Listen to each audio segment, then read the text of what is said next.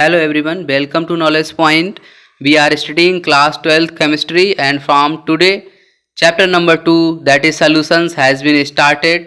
तो हम देखेंगे इस वीडियो लेक्चर में पार्ट 1 ऑफ चैप्टर सॉल्यूशंस। तो चलिए स्टार्ट करते हैं। सबसे पहला क्वेश्चन आता है what is a solution. Solution क्या है। आपके पास ये कोई कंटेनर है और इसमें कोई लिक्विड भरा हुआ है जिसकी क्वांटिटी मान लेते हैं दिस इज ऑफ 1 लीटर और मान लो आप इसमें 1 ग्राम ऑफ NaCl मिक्स कर दिया जाता है तो ये क्या बन जाएगा, आपके पास एक सॉल्यूशन बन जाएगा। तो इसमें जो ये 1 लीटर क्वांटिटी है किसकी है, लिक्विड की।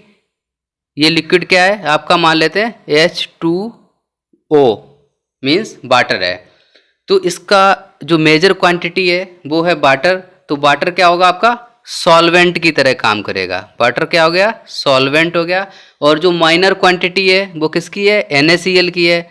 तो वो क्या हो गया, आपका सॉल्यूट हो गया। तो किसी भी सॉल्यूशन में दो पार्ट होते हैं, one is solvent, second is solute. जो ज़्यादा मात्रा में होता है उसको हम सॉल्वेंट कहते हैं और जो कम मात्रा में होता है उसको हम सॉल्यूट कहते हैं। तो इस केस में क्या है, H2O मीन्स पानी में आपने वाटर में क्या मिक्स किया है, सोडियम क्लोराइड को मिक्स किया है। तो वाटर आपका सॉल्वेंट है और सोडियम क्लोराइड आपका सॉल्यूट है। सेम चीज़ यहाँ पे दिखाई गई है, present in the largest quantity क्या होगा, वो सॉल्वेंट होगा और solute always dissolve in solvent. साथ ही एक और प्रॉपर्टी होती है सॉल्यूशन की, क्या प्रॉपर्टी होती है, solution is a homogeneous mixtures of 2 और more than 2 components. Means solution क्या होता है, एक होमोजीनियस मिक्सचर होता है। मीन्स ये आपके पास कंटेनर था जिसमें एक आपके पास सॉल्वेंट है जिसको आप वाटर कह सकते हैं। ये आपके पास वाटर है दैट इज़ कॉल्ड सॉल्वेंट और एक आपके पास सॉल्यूट है दैट इज NaCl। अब आप इस NaCl सॉल्यूट को जब आप वाटर सॉल्वेंट में मिक्स करेंगे तो आपके पास सिंगल फेज प्रेजेंट होगी। मीन्स ये जो सॉल्यूशन होगा वो होमोजीनियस होगा। मीन्स आप सॉल्यूट और सॉल्वेंट को डिफ्रेंशिएट नहीं कर पाएंगे इस सॉल्यूशन में से। इस वजह से ये जो मिक्सचर होगा इसको कहते हैं होमोजीनियस सॉल्यूशन। और इस सॉल्यूशन में फिलहाल तो 2 कंपोनेंट्स हैं, क्या क्या, वाटर एंड NaCl। लेकिन किसी भी सॉल्यूशन में, किसी भी होमोजीनियस सॉल्यूशन में मोर देन 2 कंपोनेंट्स भी प्रेजेंट हो सकते हैं। अब बात करते हैं सॉल्यूशंस कितने टाइप के हो सकते हैं। तो आपने देखा था सॉल्यूशंस में क्या होता है, one is solute, next one is solvent. अब सॉल्वेंट आपके 3 टाइप के हो सकते हैं। कौन कौन से टाइप के हो सकते हैं, एक तो सॉलिड हो सकता है, लिक्विड हो सकता है और गैस हो सकता है। तो सॉल्वेंट की प्रॉपर्टी पे डिपेंड करेगा कि सॉल्यूशन किस टाइप का होगा। Means if solvent is gas तो हमारा जो सॉल्यूशन होगा वो आपका कहलाएगा gaseous solution. If solvent is liquid तो सॉल्यूशन आपका होगा liquid solution. If solvent is solid तो सॉल्यूशन होगा आपका सॉलिड सॉल्यूशन। आपने अभी तक प्रैक्टिकली देखे होंगे कि लिक्विड सॉल्यूशंस के बारे में सुना होगा, लेकिन सॉलिड सॉल्यूशंस भी होते हैं और गैसियस सॉल्यूशंस भी होते हैं। It is not surprising, solids can also be solution. अब बात करें सॉल्वेंट की, सॉल्वेंट भी 3 फॉर्म्स में प्रेजेंट हो सकते हैं that is solid, liquid and gas. फिर वही डिपेंड करता है, गैसियस सॉल्यूशंस का मतलब है आपके पास कि गैसियस सॉल्वेंट में किसी भी प्रकार का सॉल्यूट प्रेजेंट हो सकता है। मींस सॉल्यूट में भी गैस, में भी लिक्विड और में भी सॉलिड। तो इस तरह से ये क्लासिफिकेशन आपके सामने है। गैसियस सॉल्यूशन में 3 तरह के सॉल्यूट हो सकते हैं but solvent is always gas. Liquid में 3 तरह के आपके पास सॉल्यूट हो सकते हैं but solvent is always liquid. And in case of solid solutions solute can be of 3 types but solvent is always solid. तो एग्जांपल्स अगर देखने हो तो आपके पास क्या एग्जांपल्स हैं, mixture of oxygen and nitrogen gases. Means आपके पास दोनों गैसेस का मिक्सचर है। मीन्स सॉल्वेंट भी गैस है और सॉल्यूट भी गैस है। तो ये क्या हो जाएगा, एक गैसियस सोल्यूशन होगा। सेकंड एग्जांपल क्या है आपके पास, chloroform mixed with nitrogen gas. यहाँ पे क्या है आपके पास, सॉल्वेंट आपका गैसियस फॉर्म में है बट क्लोरोफॉर्म आपका लिक्विड फॉर्म में है, तो ये किस तरह का सोल्यूशन होगा, गैसियस सोल्यूशन होगा। इसी तरह से ये और भी एग्जांपल्स आपके सामने हैं। ऑक्सीजन डिजॉल्व इन वाटर, तो ऑक्सीजन गैस है, डिजॉल्व इन वाटर मीन्स ये कि लिक्विड सोल्यूशन होगा but oxygen is in the gaseous form. अब बात करते हैं सॉल्वेंट्स की। सॉल्वेंट आपने देखे थे कितने टाइप के हो सकते हैं, solid, liquid and gas. Based on the property of solvent आपने देखा था कि solutions may be of three types, solid solutions, liquid solutions and gaseous solutions. ये वही क्लासिफिकेशन आपको दिया गया है, ये आपने पढ़ लिया है। कंसंट्रेशन ऑफ सॉल्यूशंस, अब सॉल्यूशंस की कुछ प्रॉपर्टीज़ को स्टडी करेंगे। सबसे पहले स्टडी करेंगे हम concentration of solutions, means solutions को, सॉल्यूशन है जो उसकी कंसंट्रेशन को मेजर करेंगे और किस किस तरह से मेजर कर सकते हैं। तो किसी भी सॉल्यूशन की कंसंट्रेशन को हम दो तरह से मेजर कर सकते हैं, one is qualitatively and second one is quantitatively.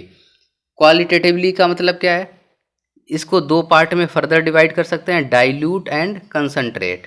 Means qualitative means एक उसकी जस्ट किसी भी सोल्यूशन की क्वालिटी को देख के आप उसको क्लासीफाई कर दें कि ये सोल्यूशन किस टाइप का है, डाइल्यूट है या कंसंट्रेट है, तो ये प्रॉपर्टी कहलाती है क्वालिटेटिवली और qualitative distinction of solution. Dilute solution में क्या होता है, कंसंट्रेशन कम होती है, कंसंट्रेट सोल्यूशन में क्या होता है, सोल्यूट का जो पार्ट होता है वो ज़्यादा होता है। सोल्यूट का पार्ट कम है तो ये सोल्यूशन डाइल्यूट होगा, ज़्यादा है तो कंसंट्रेटेड होगा। बट क्वांटिटेटिवली मीन्स कि जो भी आपका सॉल्यूशन दिया गया है उसकी सॉल्वेंट और सोल्यूट की कितनी क्वांटिटी प्रेजेंट है उस पे बेस्ड जो कैलकुलेशंस होती है, उस कैलकुलेशंस को हम कहते हैं quantitative measurement of concentration of solution. तो ये कितने टाइप की हो सकती है, ये हो सकती है आपकी mass percentage, means mass of solute divided by mass of solvent, volume of solute divided by volume of solvent.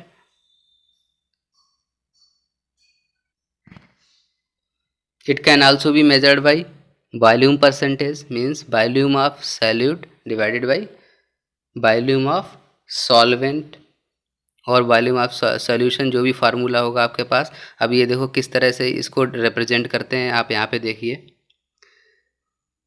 जो मास बाई परसेंटेज मस्ट मीन्स यहाँ पे हम कैलकुलेट करेंगे मासेस को। मासेस को मीन्स आपके पास एक सॉल्यूट होगा, एक सॉल्वेंट होगा। सॉल्यूट को जब आप सॉल्वेंट में मिक्स करेंगे तो आपको एक सॉल्यूशन मिल जाएगा, ठीक है। तो जो परसेंटेज बाई मास, और आप कह सकते हैं मास बाई परसेंट कैलकुलेशन होगी, उसमें क्या करेंगे आप, मास ऑफ सॉल्यूट को डिवाइड कर देंगे, किससे डिवाइड करेंगे, मास ऑफ सॉल्यूशन से। मीन्स जो भी टोटल मास आएगा सॉल्यूशन का उससे डिवीजन करेंगे। यहाँ पे सॉल्वेंट के मास से डिवीजन नहीं करेंगे, ये आपको नोट कर लेने वाली बात है, it is important to note. यहाँ पे आपका सॉल्यूशन है, मीन्स जो टोटल मास ऑफ सॉल्यूशन होगा उससे डिवाइड करेंगे, और आपको रिजल्ट परसेंटेज में चाहिए तो आपको 100 का मल्टीप्लाई करना पड़ेगा। सेम चीज़ वॉल्यूम में होती है, बस मास को हम वॉल्यूम से रिप्लेस कर देते हैं। वॉल्यूम बाई परसेंटेज का मीन्स है कि सॉल्यूट का वॉल्यूम आपका कितना है वो आपने रख लिया न्यूमरेटर में, और डिवाइड किससे करना है, जो भी आपका सॉल्यूशन बना तो सॉल्यूशन का वॉल्यूम कितना है उससे डिवाइड कर देंगे। रिजल्ट आपको परसेंटेज में चाहिए तो 100 का मल्टीप्लाई कर देंगे। मीन्स न्यूमरेटर में आपका सॉल्यूट आएगा, जो भी क्वांटिटी होगी, मास आ सकता है और वॉल्यूम आ सकता है। इन case of mass by percent it is the mass, in case of volume by percent it is the volume of solute. और डिनोमिनेटर में जो भी मास या वॉल्यूम होगा वो होगा आपका सोल्यूशन का होगा, मीन्स जो टोटल सोल्यूशन तैयार हुआ आपके पास उसका मास होगा in case of mass by percentage, and volume होगा in case of volume by percentage. Mass by volume percentage में क्या करते हैं, जो सॉल्यूट होता है उसका तो मास कैलकुलेट करते हैं, वो रखते हैं हम न्यूमरेटर में, और जो सोल्यूशन अपने पास तैयार होता है उसको रखेंगे हम डिनोमिनेटर में। तो किससे डिवाइड करते हैं, मास of solute divided by volume of solution, और रिजल्ट अपने को चाहिए परसेंटेज में, तो 100 से मल्टीप्लाई कर देंगे। तो इस तरह से अपने पास क्या आ जाएगा, mass by volume percentage concentration of solution. अब बात करते हैं पार्ट्स पर मिलियन की। पार्ट्स पर मिलियन ये कब यूज़ करते हैं for the calculation of concentration, ये यूज़ किया जाता है जब आपके पास कोई सोल्यूशन हो है और उसमें बहुत ट्रेस क्वांटिटीज़ में सॉल्यूट प्रेजेंट है, मींस बहुत कम मात्रा में सॉल्यूट प्रेजेंट है, तो हम जनरली जो यूनिट यूज करते हैं उसको कहते हैं पार्ट्स पर मिलियन। मींस सॉल्वेंट के 1 मिलियन पार्ट में कितना सॉल्यूट प्रेजेंट है। ये देखिए आप यहाँ से, concentration of pollutants in water और atmosphere is expressed in terms of ppm। Means जो भी आपके एटमॉस्फेयर में पॉल्यूटेंट्स प्रेजेंट होते हैं तो उनकी जो कंसंट्रेशन आपके वाटर में हो या एटमॉस्फेयर में हो, तो वो जो आप एक्सप्रेस करते हैं वो generally in terms of parts पर मिलियन में ही करते हैं। देखते हैं डिटेल में। पार्ट्स पर मिलियन मीन्स क्या हो गया इसका, मास ऑफ सॉल्यूट, मीन्स जो आपने सॉल्यूट मिक्स किया है सॉल्वेंट में उसका मास क्या है, और जो टोटल आपके पास सॉल्यूशन क्रिएट हुआ है उसका मास क्या है, उसका उन दोनों को क्या कर लेंगे, रेशियो ले लेंगे और 1 मिलियन का मल्टीप्लाई कर देंगे। आपने परसेंटेज में देखा था 100 का मल्टीप्लाई करते हैं, बट यहाँ पे क्या है पार्ट्स पर मिलियन है, तो आपको 100 की जगह क्या कर देना है, 1 मिलियन का मल्टीप्लाई करना है। 1 मिलियन कितना होता है 10⁻⁶। तो ppm के केस में क्या है, मास of solute divided by mass of solution multiplied by 10⁻⁶।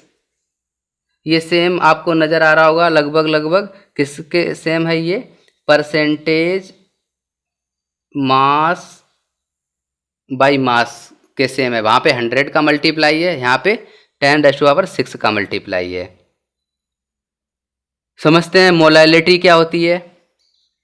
Molality is defined as the ratio of moles of solute to the mass of solvent in kg. Means अब यहाँ पे नोटिस करने वाली बात है, यहाँ पे हम जो भी ये कैलकुलेट करते हैं मोलैलिटी, उसमें सॉल्वेंट का मास डिनोमिनेटर में रखते हैं, जबकि प्रीवियस फार्मूलाज में आपने देखा था कि वहाँ सभी जगह हम सॉल्यूशन ले रहे थे। डिनोमिनेटर में क्या लिया था, सॉल्यूशन लिया था, सॉल्यूशन का मास लिया था, सॉल्यूशन का वॉल्यूम लिया था, लेकिन इन केस ऑफ मोलैलिटी हम सॉल्वेंट का मास ले रहे हैं। तो मोलैलिटी क्या है, ये आपका सॉल्वेंट है, यहाँ पे कुछ सॉल्यूट मिक्स करने के बाद आपको एक सॉल्यूशन मिल गया, तो जितने नंबर ऑफ मोल्स होंगे किसके, सॉल्यूट के मोल्स होंगे, उसमें किसका डिवीजन करेंगे, मास ऑफ सॉल्वेंट इन किलोग्राम, जो यूनिट होगी वो किलोग्राम में होगी। तो इस तरह से जो आपको मिलेगा उसको कहेंगे मोलैलिटी, और इसको रिप्रेजेंट करते हैं स्मॉल m से। Next is morality. मोरालिटी को रिप्रेजेंट करते हैं कैपिटल M से। इसको कैसे एक्सप्रेस करते हैं, it is the ratio of moles of solute to the volume of solution. Means किसी भी सॉल्यूशन की अगर आपको मोरालिटी डिफाइन करनी है तो आपको क्या करना पड़ेगा, मोल्स ऑफ सॉल्यूट में डिवीजन करना पड़ेगा जो भी आपके पास सॉल्यूशन आया है उसके वॉल्यूम का, और ये होता है हमेशा लीटर में। मीन्स जो वॉल्यूम होगा सॉल्यूशन का वो होगा लीटर में। तो मोलैरिटी की यूनिट क्या हो जाती है, mole per litre. Normality, normality को कैपिटल N से रिप्रेजेंट करते हैं। नॉर्मेलिटी N इक्वल्स टू होता है आपके पास number of gram equivalent of solutes.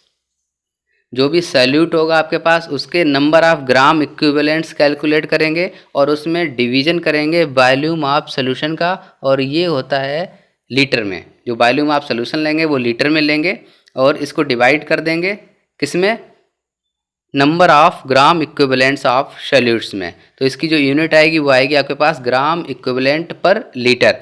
अब देखते हैं ग्राम इक्विवेलेंट्स ऑफ एनी सॉल्यूट कैसे कैलकुलेट करते हैं।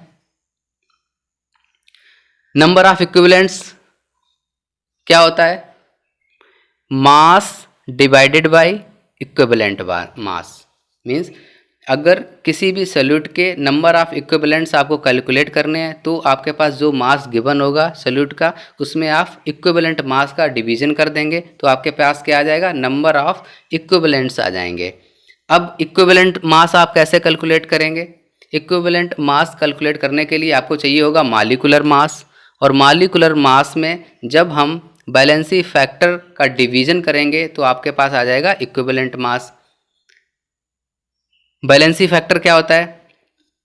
बैलेंसी फैक्टर हमेशा एक तो पॉजिटिव नंबर ही लेंगे। मीन्स अगर किसी भी कंपाउंड में OH निगेटिव आयंस दिए गए हैं तो इस पे चार्ज निगेटिव है, but for the calculating valency factor हम इसको +1 ही कैलकुलेट करेंगे।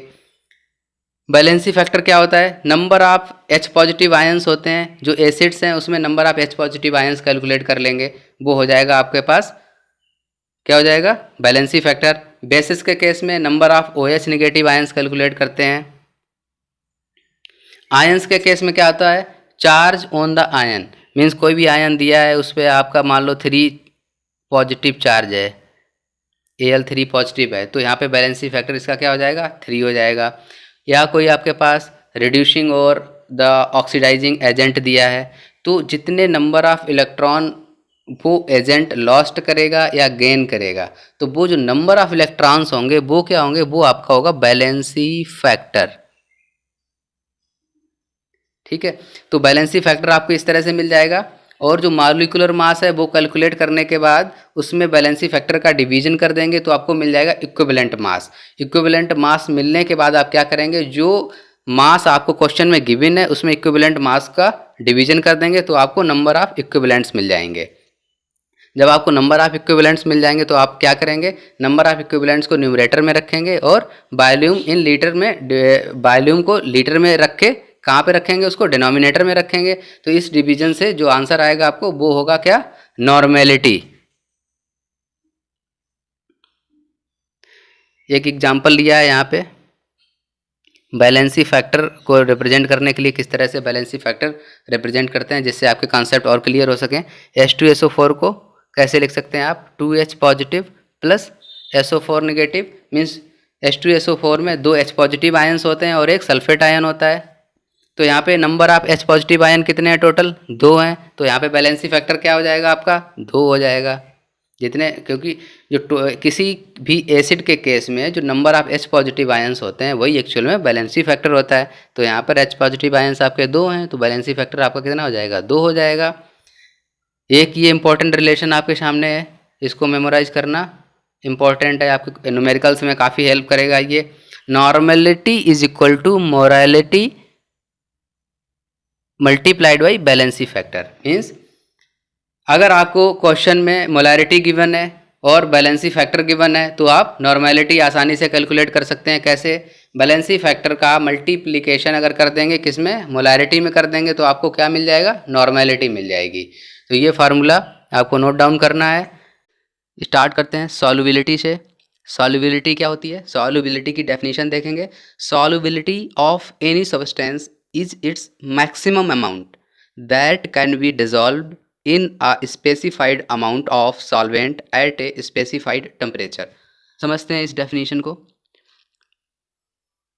मान लीजिए ये आपके पास एक सॉल्वेंट है। Let us consider this solvent is water. एक आपके पास सॉल्यूट दिया गया है, यहाँ पे सॉल्यूट है आपके पास शुगर। अब आप देखिए ये जो वाटर सॉल्वेंट है इसका जो अमाउंट गिवन है आपके पास है 1 लीटर। तो इस 1 लीटर सॉल्वेंट में अगर आप सॉल्यूट को ऐड करेंगे तो क्या होगा? सॉल्वेंट की कंसंट्रेशन इंक्रीज हो जाएगी। फिर फर्दर इसमें कुछ अमाउंट आप सॉल्यूट का ऐड करेंगे तो क्या होगा? फर्दर उसकी कंसंट्रेशन इंक्रीज हो जाएगी। ऐसे मान लीजिए अगर आपने 5 ग्राम शुगर ऐड की इसमें तो क्या होगा? कंसंट्रेशन सॉल्वेंट की इंक्रीज हो जाएगी, फिर 5 ग्राम और ऐड कर देंगे, फिर फर्दर इंक्रीज हो जाएगी कंसंट्रेशन। इस तरह से ऐड करते करते एक टाइम ऐसा आएगा कि फर्दर शुगर जब आप सॉल्वेंट में ऐड करेंगे तो वो डिज़ोल्व नहीं होगी। तो वो जो मैक्सिमम अमाउंट ऑफ सॉल्यूट होगा उसको क्या कहेंगे, सॉल्युबिलिटी कहेंगे। तो एक बार फिर से देखिए आप डेफिनेशन में, solubility of a substance is its maximum amount, means जो भी सॉल्यूट का या सब्सटेंस का मैक्सिमम अमाउंट जो भी डिजॉल्व हो सकता है किसी पर्टिकुलर सॉल्वेंट में, और किसमें, ये स्पेसिफाइड अमाउंट ऑफ सॉल्वेंट, मतलब जो भी आपको सॉल्वेंट गिवन है उसके एक पर्टिकुलर स्पेसिफाइड अमाउंट में जो भी maximum amount of substance add हो सकता है उसको ही सॉल्युबिलिटी कहते हैं। क्योंकि अगर आप इसमें वाटर फर्दर ऐड कर देंगे तो क्या होगा, शुगर और भी ऐड हो जाएगी। इस तरह से अगर आप कुछ एटमॉस्फेरिक कंडीशंस को चेंज कर देते हैं, जैसे टेम्परेचर को चेंज कर देते हैं, तो सॉल्युबिलिटी कम हो सकती है या बढ़ सकती है, वो डिपेंड करता है। तो इस तरह से जो आप डेफिनेशन राइट करेंगे एग्जाम में, तो उसमें ये जो टर्म्स हैं, दो specified amount of solvent and specified temperature, और you can say under the specified conditions, जो भी स्पेसिफाइड कंडीशंस होंगी और जो स्पेसिफाइड अमाउंट ऑफ सॉल्वेंट होगा उसी के लिए आप सॉल्युबिलिटी डिफाइन कर सकते हैं। अगर आपने स्पेसिफाइड वर्ड यूज़ नहीं किया तो आपकी डेफिनेशन रॉन्ग हो जाती है। देखते हैं सॉल्युबिलिटी किन किन फैक्टर्स पे डिपेंड करती है। सॉल्युबिलिटी आपकी डिपेंड करती है नेचर ऑफ सॉल्यूट पे, मींस आपका जो सॉल्यूट है या सब्सटेंस गिवन है वो किस नेचर का है। Nature in the sense intermolecular interactions किस तरह के हैं। Nature of solvent same, intermolecular interactions किस तरह के हैं, किस नेचर के हैं इन द सॉल्वेंट। टेम्परेचर क्या है और प्रेशर क्या है, इन सारे फैक्टर्स पे सॉल्युबिलिटी डिपेंड करती है। अब आपने देखे थे सॉल्यूशंस कितने टाइप के होते हैं। सॉल्यूशंस 3 टाइप के होते हैं, सॉलिड सॉल्यूशंस हो सकते हैं, लिक्विड सॉल्यूशंस हो सकते हैं और गैसियस सॉल्यूशंस हो सकते हैं। ये टाइप ऑफ सॉल्यूशन किस पे डिपेंड करता था, टाइप ऑफ सॉल्वेंट पे डिपेंड करता था। मींस अगर आपके पास कोई सॉलिड सॉल्यूशन है इसका मतलब है कि जो सॉल्वेंट है वो सॉलिड है। कोई लिक्विड सॉल्यूशन है इसका मतलब है लिक्विड सॉल्वेंट है। गैसियस सॉल्यूशन का मतलब है आपके पास जो सॉल्वेंट है वो गैसियस है।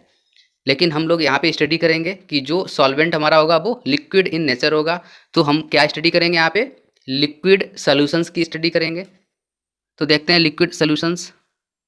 अब आपके पास क्या गिवन है, लिक्विड सॉल्यूशन गिवन है। तो आपका जो सॉल्यूट होगा वो 3 टाइप का हो सकता है। फिर से कैसे, सॉलिड हो सकता है, वो लिक्विड हो सकता है और गैसियस हो सकता है। मींस जो आपके लिक्विड सॉल्यूशंस होंगे उनके अंदर जो सॉल्यूट होगा वो सॉलिड सॉल्यूट हो सकता है, लिक्विड हो सकता है या गैसियस फॉर्म में हो सकता है। तो सबसे पहले देखेंगे solid solute in liquid solvent.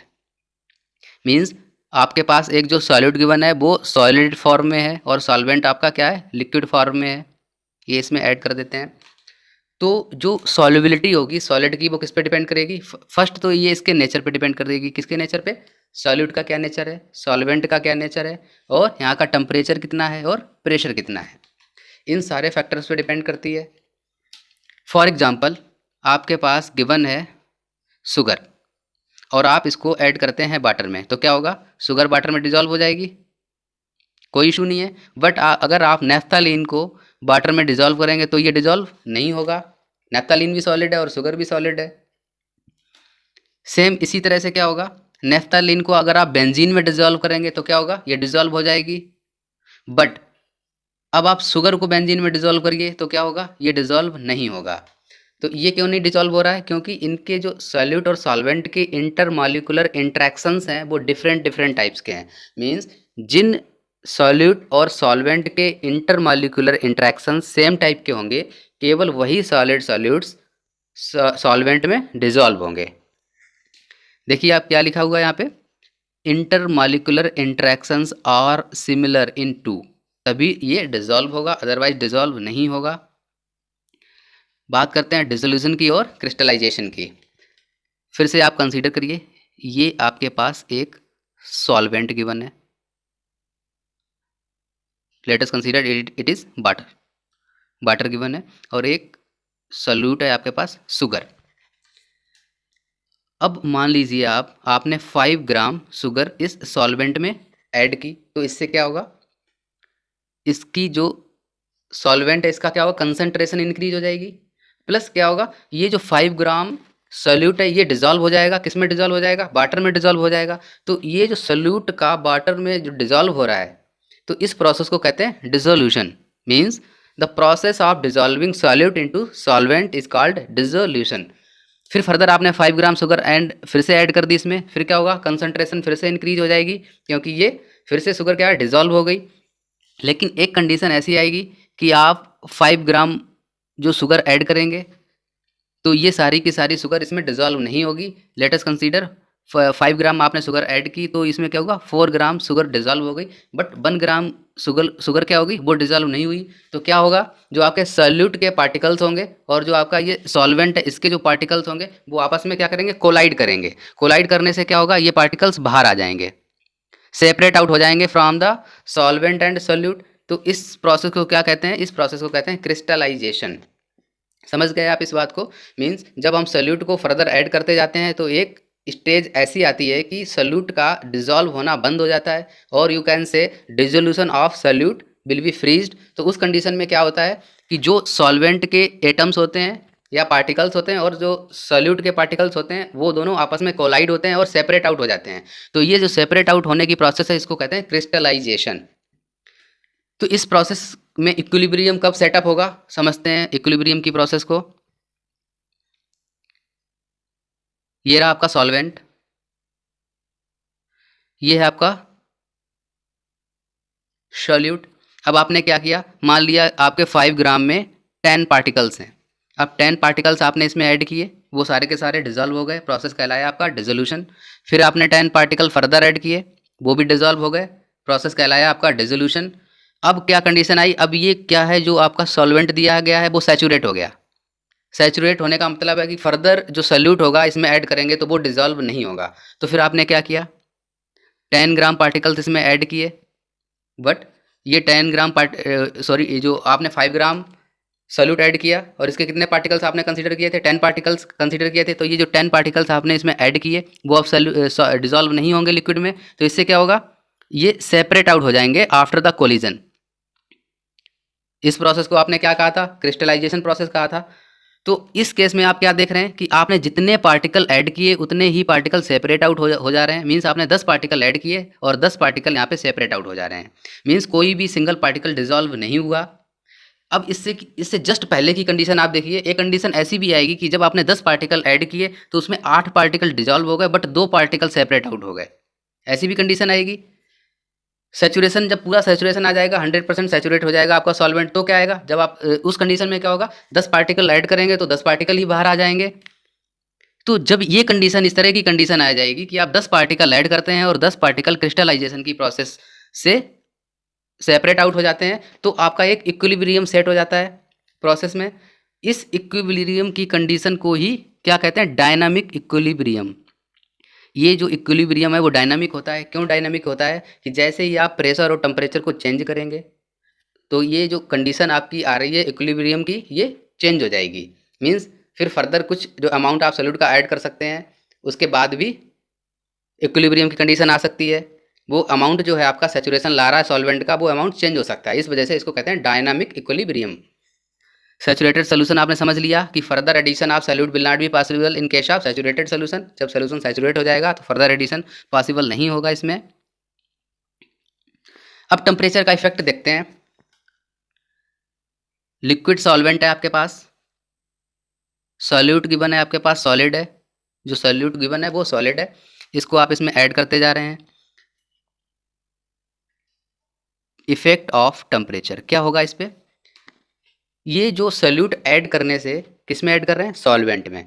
अगर सॉल्यूट को सॉल्वेंट में ऐड करने पे हीट रिलीज हो रही है, मींस कोई ऐसा सॉल्यूशन है जिसमें क्या कर रहे हैं आप, सॉल्वेंट में सॉल्यूट ऐड कर रहे हैं तो हीट रिलीज होती है, तो इस तरह के प्रोसेस का टेम्परेचर आप कम कर देंगे। टेम्परेचर क्या कर देंगे, टेम्परेचर कम कर देंगे तो क्या होगा, सॉल्युबिलिटी बढ़ जाएगी। मींस जब आपको टेम्परेचर बाहर निकल रहा है या हीट रिलीज हो रही है तो उस प्रोसेस को कहते हैं आप एक्जोथर्मिक प्रोसेस। एक्जोथर्मिक प्रोसेस में क्या होगा, जब सॉल्यूट को सॉल्वेंट में ऐड करेंगे तो हीट रिलीज होगी और इस तरह के सॉल्यूशंस के अंदर क्या करें, या सॉल्यूशंस का जो भी कंडीशंस है वहाँ पे एटमॉस्फेरिक कंडीशंस में टेम्परेचर को कम कर दिया जाए, टेम्परेचर को रिड्यूस कर दिया जाए, तो सॉल्युबिलिटी क्या हो जाएगी, सॉल्युबिलिटी आपकी इंक्रीज हो जाएगी। सेम कोई प्रोसेस इस तरह का है कि जिसमें सॉल्यूट जब सॉल्वेंट में डिसॉल्व होता है तो क्या होता है, हीट एब्जॉर्ब हो रही है, तो उस तरह को प्रोसेस को कहते हैं एंडोथर्मिक प्रोसेस। एंडोथर्मिक प्रोसेस में क्या होता है, हीट का एब्जॉर्प्शन होता है। तो एंडोथर्मिक प्रोसेस में क्या करें, अब अगर आप टेम्परेचर को बढ़ा देंगे तो क्या होगा, सॉल्युबिलिटी बढ़ जाएगी, और टेम्परेचर को कम कर देंगे तो सॉल्युबिलिटी कम हो जाएगी। समझ गए आप? मीन्स किसी प्रोसेस में सॉल्यूट सॉल्वेंट में जब ऐड होता है तो वहाँ पे हीट रिलीज हो रही है, तो आपको क्या करना है, सॉल्युबिलिटी बढ़ाने के लिए टेम्परेचर को कम करना है, और हीट एब्जॉर्ब हो रही है तो टेम्परेचर को बढ़ाना है जिससे कि सॉल्युबिलिटी बढ़ सके। प्रेशर का क्या इफेक्ट पड़ेगा, आपने ऐड किया है सॉलिड इन लिक्विड, टेम्परेचर का इफेक्ट देख लिया आपने। अगर प्रोसेस एक्जोथर्मिक है तो क्या हो रहा है, आपको टेम्परेचर कम करने पे सॉल्युबिलिटी बढ़ रही है, और प्रोसेस एंडोथर्मिक है तो टेम्परेचर बढ़ाने पे आपकी सॉल्युबिलिटी बढ़ रही है। But in case of liquid solutions where solute is solid, solute आपका सॉलिड है और सॉल्वेंट आपका लिक्विड है, तो प्रेशर का जो इफेक्ट होगा वो जनरली नेग्लेजिबल होता है, उसको आप इग्नोर कर सकते हैं। बहुत नेग्लेजिबल इफेक्ट होता है इस प्रोसेस पे प्रेशर का, क्योंकि जो सॉलिड्स होते हैं वो ऑलरेडी इतने कंप्रेस्ड होते हैं कि उनका प्रेशर बढ़ाने से या घटाने से ज़्यादा फर्क नहीं पड़ता है उस प्रोसेस पे। तो आप क्या समझे, one is intermolecular interactions, intermolecular interactions same type के होंगे तभी सॉल्यूट सॉल्वेंट में डिजॉल्व होगा, अदरवाइज डिजॉल्व नहीं होगा। टेम्परेचर एंडोथर्मिक के केस में बढ़ाने पे क्या होगा, सॉल्युबिलिटी बढ़ेगी, एक्जोथर्मिक के केस में टेम्परेचर बढ़ाने पे सॉल्युबिलिटी कम होगी, और प्रेशर का कोई इफेक्ट नहीं पड़ता है इसके ऊपर। अब देखते हैं gaseous solute in liquid solvent. अभी आपने क्या देखा था, आपके पास एक सॉल्वेंट है वो है लिक्विड, इसमें आप सॉलिड को ऐड कर रहे थे, लेकिन अब आप स्टडी करने जा रहे हैं जहाँ पे जो आपका सॉल्वेंट है वो किस फॉर्म का है, वो है गैसियस। अगर आप किसी गैस को लिक्विड में ऐड करें तो किस तरह के फिनोमिनन्स होते हैं, और जो सॉल्वेंट है उसकी जो सॉल्युबिलिटी है उस पर क्या इफेक्ट पड़ता है, टेम्परेचर का क्या इफेक्ट होता है, प्रेशर का क्या इफेक्ट होता है, ये सारी चीज़ स्टडी करेंगे। सबसे पहली बात क्या है, अब आपने क्या माना यहाँ पे जो आपका सॉल्यूट है वो एक गैसियस फॉर्म में है, तो एक साइंटिस्ट हुए हेनरी, उन्होंने क्या स्टडी किया कि अगर आपका जो गिवन सॉल्वेंट है वो लिक्विड है और जो सॉल्यूट है वो गैसियस फॉर्म में है, तो अगर आप इस गैसियस सॉल्यूट का प्रेशर इंक्रीज कर देते हैं तो क्या होता है, सॉल्युबिलिटी इंक्रीज हो जाती है। ये इन्होंने फाइंड आउट किया। तो अब इसका रिलेशन किस तरह से उन्होंने मैथमेटिकली रिलेशन किस तरह से दिया, देखते हैं। हेनरीज लॉ, जो उन्होंने ये लॉ बताया कि प्रेशर बढ़ाने से सॉल्युबिलिटी इंक्रीज हो जाती है, उसको मैथमेटिकली उन्होंने डिफाइन किया और उसको नाम दिया हेनरीज लॉ। तो इसकी डेफिनेशन क्या है हेनरीज लॉ की, at constant temperature, means temperature को आपने कांस्टेंट रखा हुआ है, the solubility of a gas in liquid is directly proportional to the partial pressure of gas present above the surface of liquid और solution. Means जो आपके पास liquid था, इसकी सरफेस के ऊपर जो आपकी गैस प्रेजेंट है उसकी सॉल्युबिलिटी डायरेक्टली प्रोपोर्शनल होगी, सॉल्युबिलिटी डायरेक्टली प्रोपोर्शनल होगी किसके, प्रेशर के प्रोपोर्शनल होगी। मींस जैसे जैसे आप प्रेशर बढ़ाते जाएंगे तो सॉल्युबिलिटी क्या होगी, बढ़ती जाएगी। अब इसको मैथमेटिकली आपको डिफाइन करना हो सॉल्युबिलिटी को, तो इसको रिलेट कर दिया हेनरी ने, किससे रिलेट कर दिया, मोल फ्रैक्शन से रिलेट कर दिया। ठीक है ना, मोल फ्रैक्शन से, क्योंकि सॉल्युबिलिटी है क्या एक्चुअल में, सॉल्यूट की क्वांटिटी है, तो क्वांटिटी को किस में मेजर करा इन्होंने मोल फ्रैक्शन के टर्म्स में मेजर किया इसको। तो देखते हैं मोल फ्रैक्शंस के टर्म्स में डेफिनेशन क्या हो सकती है। ये आप देख सकते हैं यहाँ पे, ये आपका क्या था, लिक्विड था, ये आपकी गैस है, यहाँ पे प्रेशर है, ये आप देख सकते हैं डिजॉल्व पार्टिकल्स हैं गैस के। जब आपने क्या किया, यहाँ पे वेट रख के पिस्टन को दबाया तो यहाँ पे क्या है, प्रेशर इंक्रीज हो गया। प्रेशर इंक्रीज होने से क्या हो गया, ये नंबर ऑफ पार्टिकल सॉल्वेंट में आपको ज़्यादा दिख रहे होंगे, तो मीन्स क्या हो गया, जो पार्टिकल्स की सॉल्युबिलिटी थी गैस की वो इंक्रीज हो रही है। यही इन्होंने रिसर्च में फाइंड आउट किया था कि जब गैस का प्रेशर बढ़ा देते हैं तो लिक्विड के अंदर उसकी डिजॉल्व होने की जो क्षमता है वो बढ़ जाती है। मैथमेटिकली कैसे देख सकते हैं, the partial pressure of the gas in vapour phase is proportional to the mole fraction of gas in the solution. क्या कहा इन्होंने, जो पार्शियल प्रेशर होगा, गैस का पार्शियल प्रेशर होगा, वो किसके प्रोपोर्शनल होगा, मोल फ्रैक्शन के प्रोपोर्शनल होगा। मीन्स जैसे जैसे आप प्रेशर को बढ़ाते जाएंगे mole fraction in solvent increase होता जाएगा, ये कहा हेनरी ने। तो ये जो प्रोपोर्शनलिटी कांस्टेंट है इसको आप रिमूव करेंगे तो क्या आ जाएगा, P इक्वल्स टू के एच इंटू एक्स। एक्स क्या है आपका, एक्स है आपका हेनरी कांस्टेंट, या आप इसको कह सकते हैं हेनरीज लॉ कांस्टेंट। P क्या है यहाँ पे, P is partial pressure, x is mole fraction, K H is Henry's law constant. अब हेनरीज लॉ कांस्टेंट जो होगा उसकी वैल्यू क्या होती है, डिफरेंट होती है फॉर डिफरेंट लिक्विड्स, ये फिक्स नहीं होती है। ऐसा नहीं है कि अगर आपको एक कोई लिक्विड दिया है उसके लिए हेनरी की के एच की वैल्यू आपके पास 10 आई फॉर एग्जांपल, तो ये जो अगर जो लिक्विड आपका चेंज हो जाएगा तो उस केस में ये वैल्यू डिफरेंट होगी। रिलेशन देखते हैं, एक्स और बाई एक्सिस लीजिए आप, this is x axis, this is by axis. X axis पे आप प्लॉट करिए मोल फ्रैक्शंस, मीन्स एक्स को प्लॉट करिए आप, और यहाँ पे प्लॉट करिए आप क्या, पार्शियल प्रेशर। तो ये जो रिलेशन मिलेगा आपको मोल फ्रैक्शंस और पार्शियल प्रेशर के बीच में, ये आपको एक स्ट्रेट लाइन मिलेगी।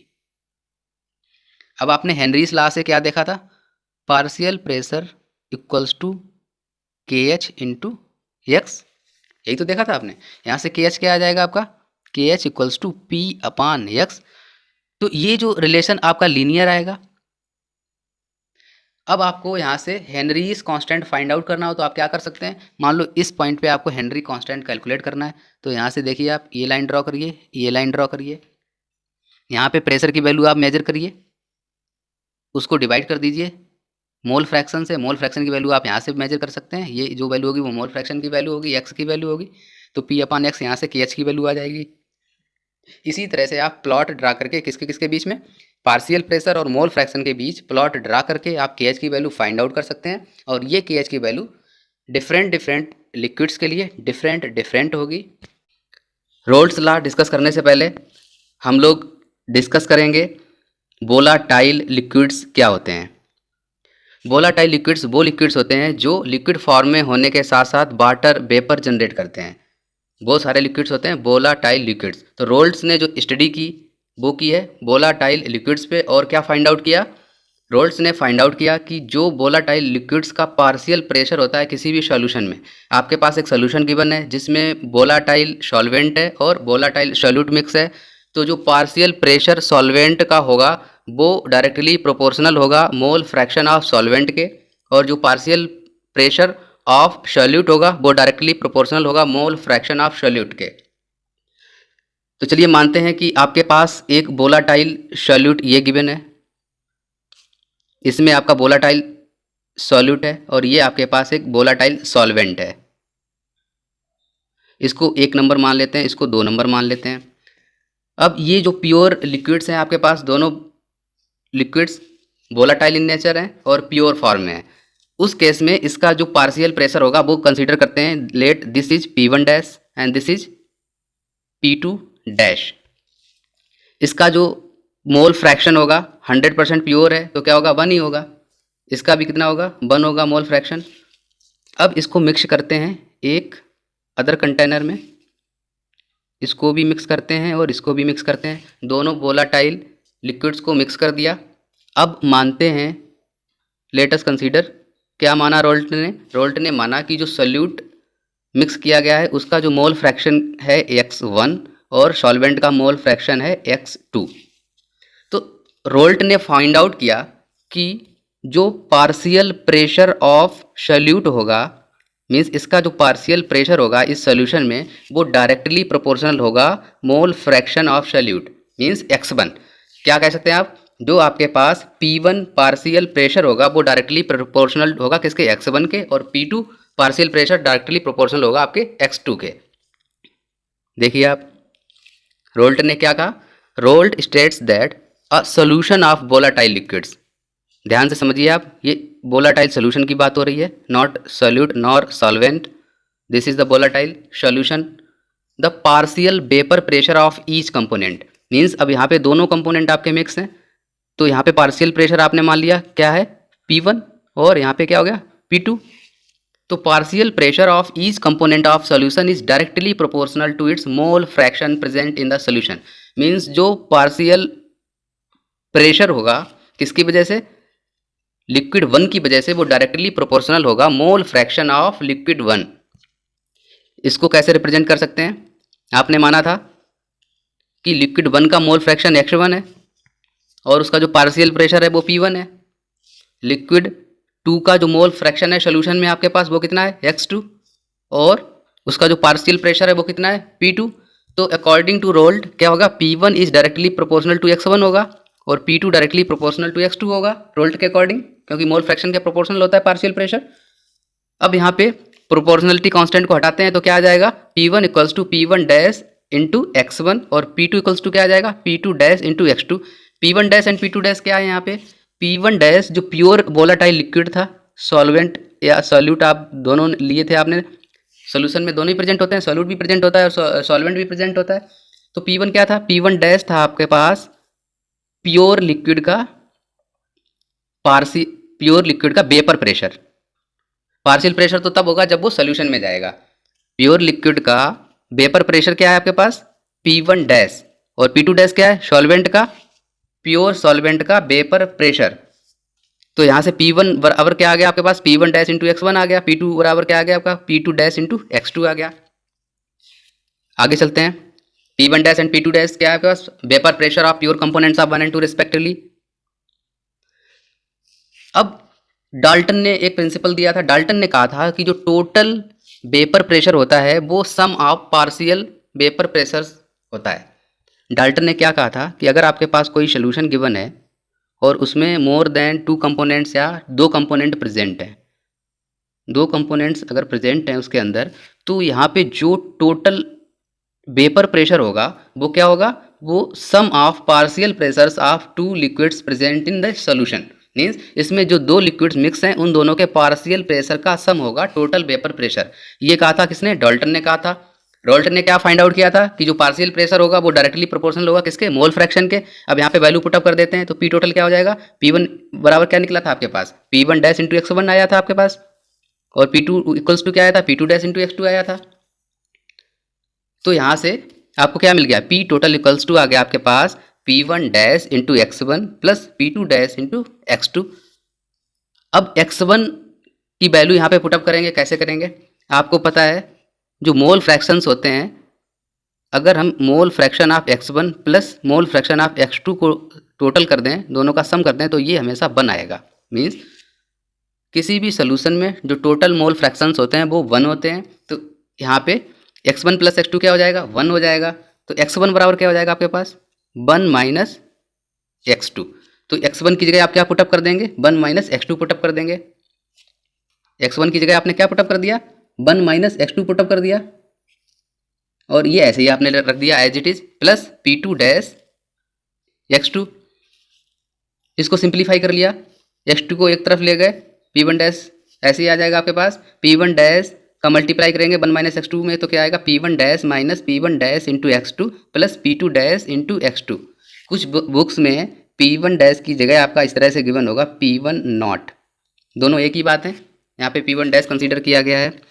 अब इसको सिंप्लीफाई कर लेंगे तो क्या आ जाएगा, P1 dash plus P2 dash minus P1 dash into x2। तो टोटल प्रेशर कितना आ गया, total vapour pressure of solution will be equals to partial pressure of 1 liquid, means vapour pressure of liquid 1 plus जो vapour pressure ideal vapour pressures थे, means जब alone liquid रखा हुआ था आपके पास सेपरेट प्योर फॉर्म में था, उस समय जो आपके पास वेपर प्रेशर थे उन दोनों वेपर प्रेशर का difference into mole fraction of x2, ये आपके पास फार्मूला आ जाता है। ये जो रिजल्ट आया यही कहलाता है आपके पास रोल्ट्स लॉ। ये जनरलाइज्ड फॉर्म है रोल्ट लॉ की।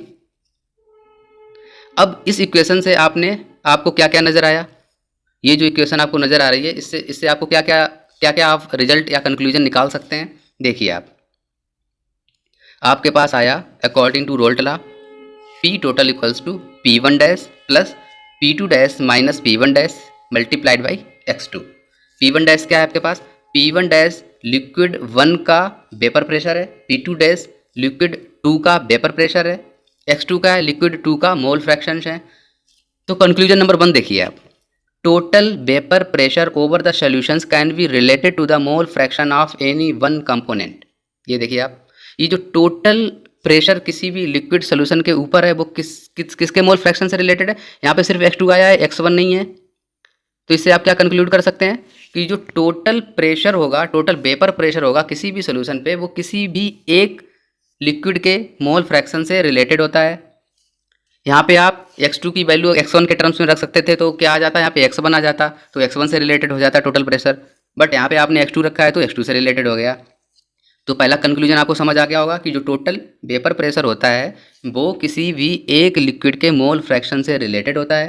Conclusion number 2, total vapour pressure over the solution varies linearly with the mole fraction of component 2। ये देखिए आप, ये क्या है आपके पास, मोल फ्रैक्शन ऑफ कंपोनेंट 2 है, और ये टोटल प्रेशर है, इन दोनों के बीच क्या रिलेशन है, ये डायरेक्टली प्रोपोर्शनल टू x2 है। ठीक है, समझ में आ गया, क्योंकि इनके दोनों के बीच क्या रिलेशन है, एक लीनियर रिलेशन है। ये कंफर्म हो गया यहाँ से। तो total vapour pressure over solution varies linearly with the mole fraction of component 2, ये कंफर्म हो गया। तीसरा कंक्लूजन यहाँ से क्या ड्रा हुआ है, तीसरा कंक्लूजन है आपके पास, depending on the vapour pressures of the pure components of 1 and 2। तो प्योर कंपोनेंट के वेपर प्रेशर्स क्या थे, P1 डैश था आपके पास एंड P2 डैश था। Total vapour pressure over the solution decreases और increases with the increase of mole fraction of component 1। देखिए आप यहाँ पे, अकॉर्डिंग टू स्टेटमेंट, कंपोनेंट 1 के मोल फ्रैक्शंस के इंक्रीज या डिक्रीज होने पे क्या होता है, जो टोटल प्रेशर है वो कम हो रहा है या ज़्यादा हो रहा है। ये क्लियर है इस स्टेटमेंट से। तो ये 3 कंक्लूजन थे जो आप इस इक्वेशन से ड्रा कर सकते हैं। ये है आपका रोल्स लॉ, और मोस्ट जनरलाइज्ड फॉर्म भी देखेंगे। इसका एक ग्राफ देख लेते हैं पहले। आप मानिए आप कि आपके पास एक तो लिक्विड 1 था, लिक्विड 1 है आपके पास, एक लिक्विड 2 है आपके पास, दोनों को मिक्स करके आपके पास एक सोल्यूशन मिला। सोल्यूशन भी वोलाटाइल इन नेचर है। इस पॉइंट पे देखिए आप क्या है, इस पॉइंट पे x1 इक्वल्स टू 1 मीन्स जो लिक्विड 1 सोल्यूशन में प्रेजेंट है बट लिक्विड 2 की मात्रा 0 है।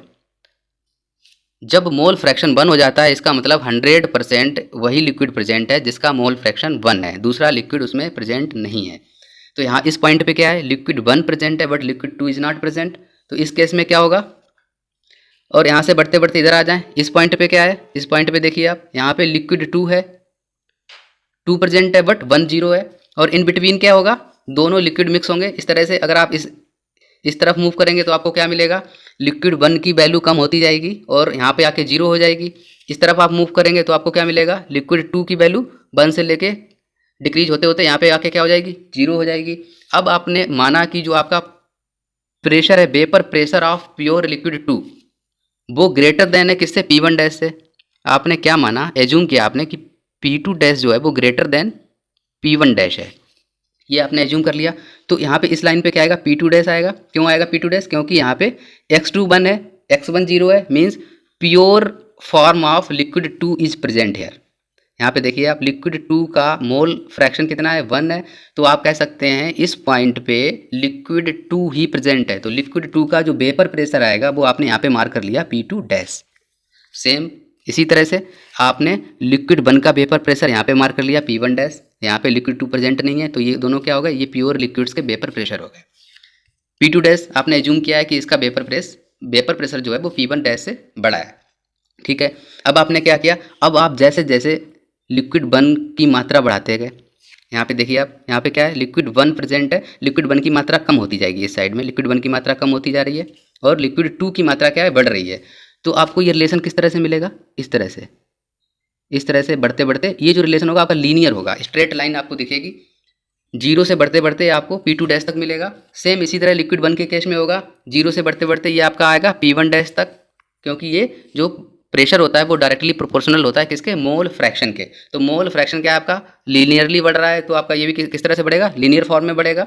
और जो आपका टोटल वेपर प्रेशर आएगा वो क्या आएगा, टोटल वेपर प्रेशर आएगा वो दोनों के पार्शियल प्रेशर का सम आएगा। पार्शियल प्रेशर ये किसका है, P1 आ गया, ये P2 आ गया, यहाँ पे कितना हो गया, ये लाइन क्या डिनोट करेगी आपको, इन दोनों का सम। वेक्टर फॉर्म में आपने देखा होगा, इन दोनों का सम निकालना हो तो कैसे निकालेंगे, इस वेक्टर की जो लेंथ होगी वही इन दोनों का सम आएगा। तो P टोटल कितना आ जाएगा, P1 प्लस P2। क्लियर हो गया यहाँ से आपको कि किस तरह लीनियर फॉर्म में ये दिखते हैं। इस पॉइंट पे अगर आपको देखना हो तो क्या नज़र आएगा आपको, देखिए आप इसका इंटरसेक्टिंग लाइन ये ड्रा कर ली। यहाँ पे देखिए, यहाँ पे क्या नज़र आ रहा है आपको, लिक्विड 1 जो है उसकी वैल्यू डिक्रीज होते होते यहाँ तक आ गया आपके, ठीक है। और लिक्विड जो 2 है वो 1 से डिक्रीज होते होते यहाँ तक आ गया। बट लिक्विड 2 का वेपर प्रेशर कितना है, ज़्यादा है, और इसका वेपर प्रेशर कितना है, कम है। तो ये जो इंटरसेक्टिंग पॉइंट होगा वो कहाँ पे होगा, देखिए आप, मतलब कि वो इस साइड में ही इंटरसेक्ट कर जाएगा। मतलब कहने का मतलब ये है कि जब दोनों लिक्विड्स का जो मोल फ्रैक्शन होगा वो इक्वल होगा, तो उस केस में जो पार्शियल प्रेशर होगा वो x2 के केस में ज़्यादा होगा। Means at same mole fraction दोनों लिक्विड्स के सेम है, बट लिक्विड 2 का जो वेपर प्रेशर होगा, पार्शियल वेपर प्रेशर, वो ज़्यादा होगा। क्यों ज़्यादा होगा, क्योंकि प्योर लिक्विड का वेपर प्रेशर ज़्यादा था। समझ में आ गया यहाँ से ये बात। आगे देखते हैं, कंपेयर करते हैं रोल्ट लॉ को हेनरी लॉ से। रोल्ट ने क्या कहा, रोल्ट ने कहा कि जो पार्शियल प्रेशर होता है वो डायरेक्टली प्रोपोर्शनल होता है मोल फ्रैक्शन के। किसी भी लिक्विड का partial pressure is directly proportional to mole fraction of that liquid. Henry ने क्या कहा, हेनरी ने कहा किसी भी लिक्विड का जो पार्शियल प्रेशर होता है वो डायरेक्टली प्रोपोर्शनल टू होता है मोल फ्रैक्शन, बट यहाँ पे जो प्रोपोर्शनलिटी कांस्टेंट आता है वो हेनरीज कांस्टेंट होता है। इसको डिनोट करते हैं KH से। और यहाँ पे जो लिया गया है प्रोपोर्शनलिटी कांस्टेंट वो है प्योर लिक्विड का vapour pressure of pure liquid. तो आप इन दोनों को कंपेयर करेंगे तो आपको क्या मिलेगा कि जो प्योर लिक्विड का वेपर प्रेशर है वो इक्वल किसके इक्वल होता है, हेनरीज कांस्टेंट के इक्वल होता है। ये इंपॉर्टेंट रिजल्ट है आपके लिए, न्यूमेरिकल्स में यूज होने वाला है, इसको आप मेमोराइज कर लीजिए। इसके बाद देखिए आपने स्टडी कर लिया liquid into liquid solution. Means एक ऐसा सोल्यूशन आप स्टडी कर चुके हैं जिसमें सॉल्यूट भी आपके पास वोलेटाइल लिक्विड था, सॉल्वेंट भी आपके पास वोलेटाइल लिक्विड था। अब देखते हैं किसी लिक्विड्स में हम क्या करते हैं, सॉलिड को मिक्स करते हैं। जो आपके पास अब स्टडी होने जा रही है, या आप अब स्टडी क्या करने जा रहे हैं, आपके पास सॉल्वेंट तो लिक्विड ही है बट सॉल्यूट आपका क्या हो गया, सॉलिड हो गया। सॉल्यूट के सॉलिड होने पे रोल्ट ने क्या फाइंड आउट किया, देखते हैं। देखिए आप, ये देखिए आप statement number 1, decrease in vapour pressure of solvent on account of presence of solute in solvent. आपने क्या फाइंड आउट किया कि जब कोई सॉलिड सॉल्यूट किसी भी सॉल्यूशन में प्रेजेंट होता है तो क्या हो रहा है, decrease in vapour pressure of the solvent. जो सॉल्वेंट का वेपर प्रेशर था वो डिक्रीज हो जाता है, किसकी वजह से, सॉल्यूट की वजह से। सॉलिड सॉल्यूट की वजह से जो सॉल्वेंट का वेपर प्रेशर था वो डिक्रीज हो गया। दूसरा पॉइंट क्या आपने फाइंड आउट किया, the decrease in vapour pressure of solvent depends on the quantity of non volatile solute present in the solution is respective of its nature. तो रोल्ट ने 2 इंपॉर्टेंट रिजल्ट्स फाइंड आउट किए solids in liquids के case में। पहला result ये था कि जब भी कोई सॉलिड सॉल्यूट लिक्विड सॉल्वेंट में मिक्स किया जाता है तो वेपर प्रेशर सॉल्वेंट का डिक्रीज हो जाता है।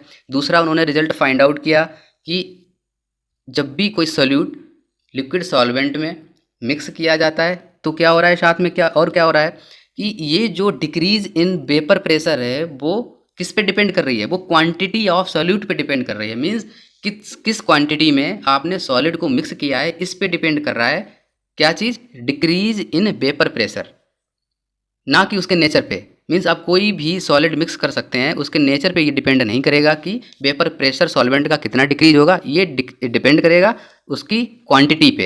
ये इंपॉर्टेंट रिजल्ट है, क्वांटिटी पे डिपेंड करता है। ये देखिए आप यहाँ से, ये आपके पास प्योर सॉल्वेंट है। प्योर सॉल्वेंट के केस में क्या होगा, इसके मॉलिक्यूल्स यहाँ पे प्रेजेंट होंगे और कुछ वेपर फॉर्म में प्रेजेंट होंगे। तो ये वेपर फॉर्म में जितने ज़्यादा आपके पास ये एटम्स होंगे उतना ज़्यादा प्रेशर एक्सर्ट करेंगे। तो इस केस में क्या होगा, आपके पास वेपर प्रेशर ज़्यादा होगा। बट आपने क्या किया, अब आपने एक सॉल्यूट इसमें मिक्स कर दिया। ये है ग्रीन कलर का आपका सॉल्यूट है, तो यहाँ पे ये जो एटम्स हैं वो डिक्रीज हो जाएंगे या पार्टिकल्स की जो संख्या है वो कम हो जाएगी। तो इस वजह से क्या होगा, वेपर प्रेशर भी कम हो जाएगा, क्योंकि ये जो पार्टिकल्स हैं सॉल्वेंट के वो डिक्रीज हो गए। तो इस वजह से वेपर प्रेशर भी जो एक्सर्ट करेंगे पार्टिकल्स वो डिक्रीज हो जाएगा। तो अब देखते हैं एक generalized form of Raoult's law. Raoult ने एक जनरल फॉर्म में क्या कहा जो दोनों पे एप्लीकेबल है, liquids as well as on solids. पढ़िए आप statement, Raoult in its general form stated that, क्या स्टेट किया उन्होंने, फॉर एनी सोल्यूशन। अब यहाँ पे क्या वर्ड आया रोल्ट के जनरल फॉर्म का, फॉर एनी सोल्यूशन, कोई भी सोल्यूशन आपके पास जो गिवन है, the partial vapour pressure of each volatile components in the solution is directly proportional to its mole fraction।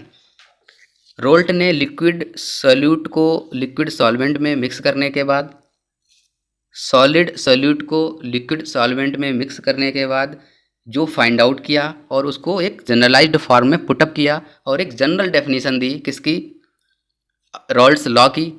रॉल्ट्स law में उन्होंने स्टेट किया, क्या स्टेट किया कि for any solution the partial vapour pressure of each volatile component in solution is directly proportional होगा mole fraction के।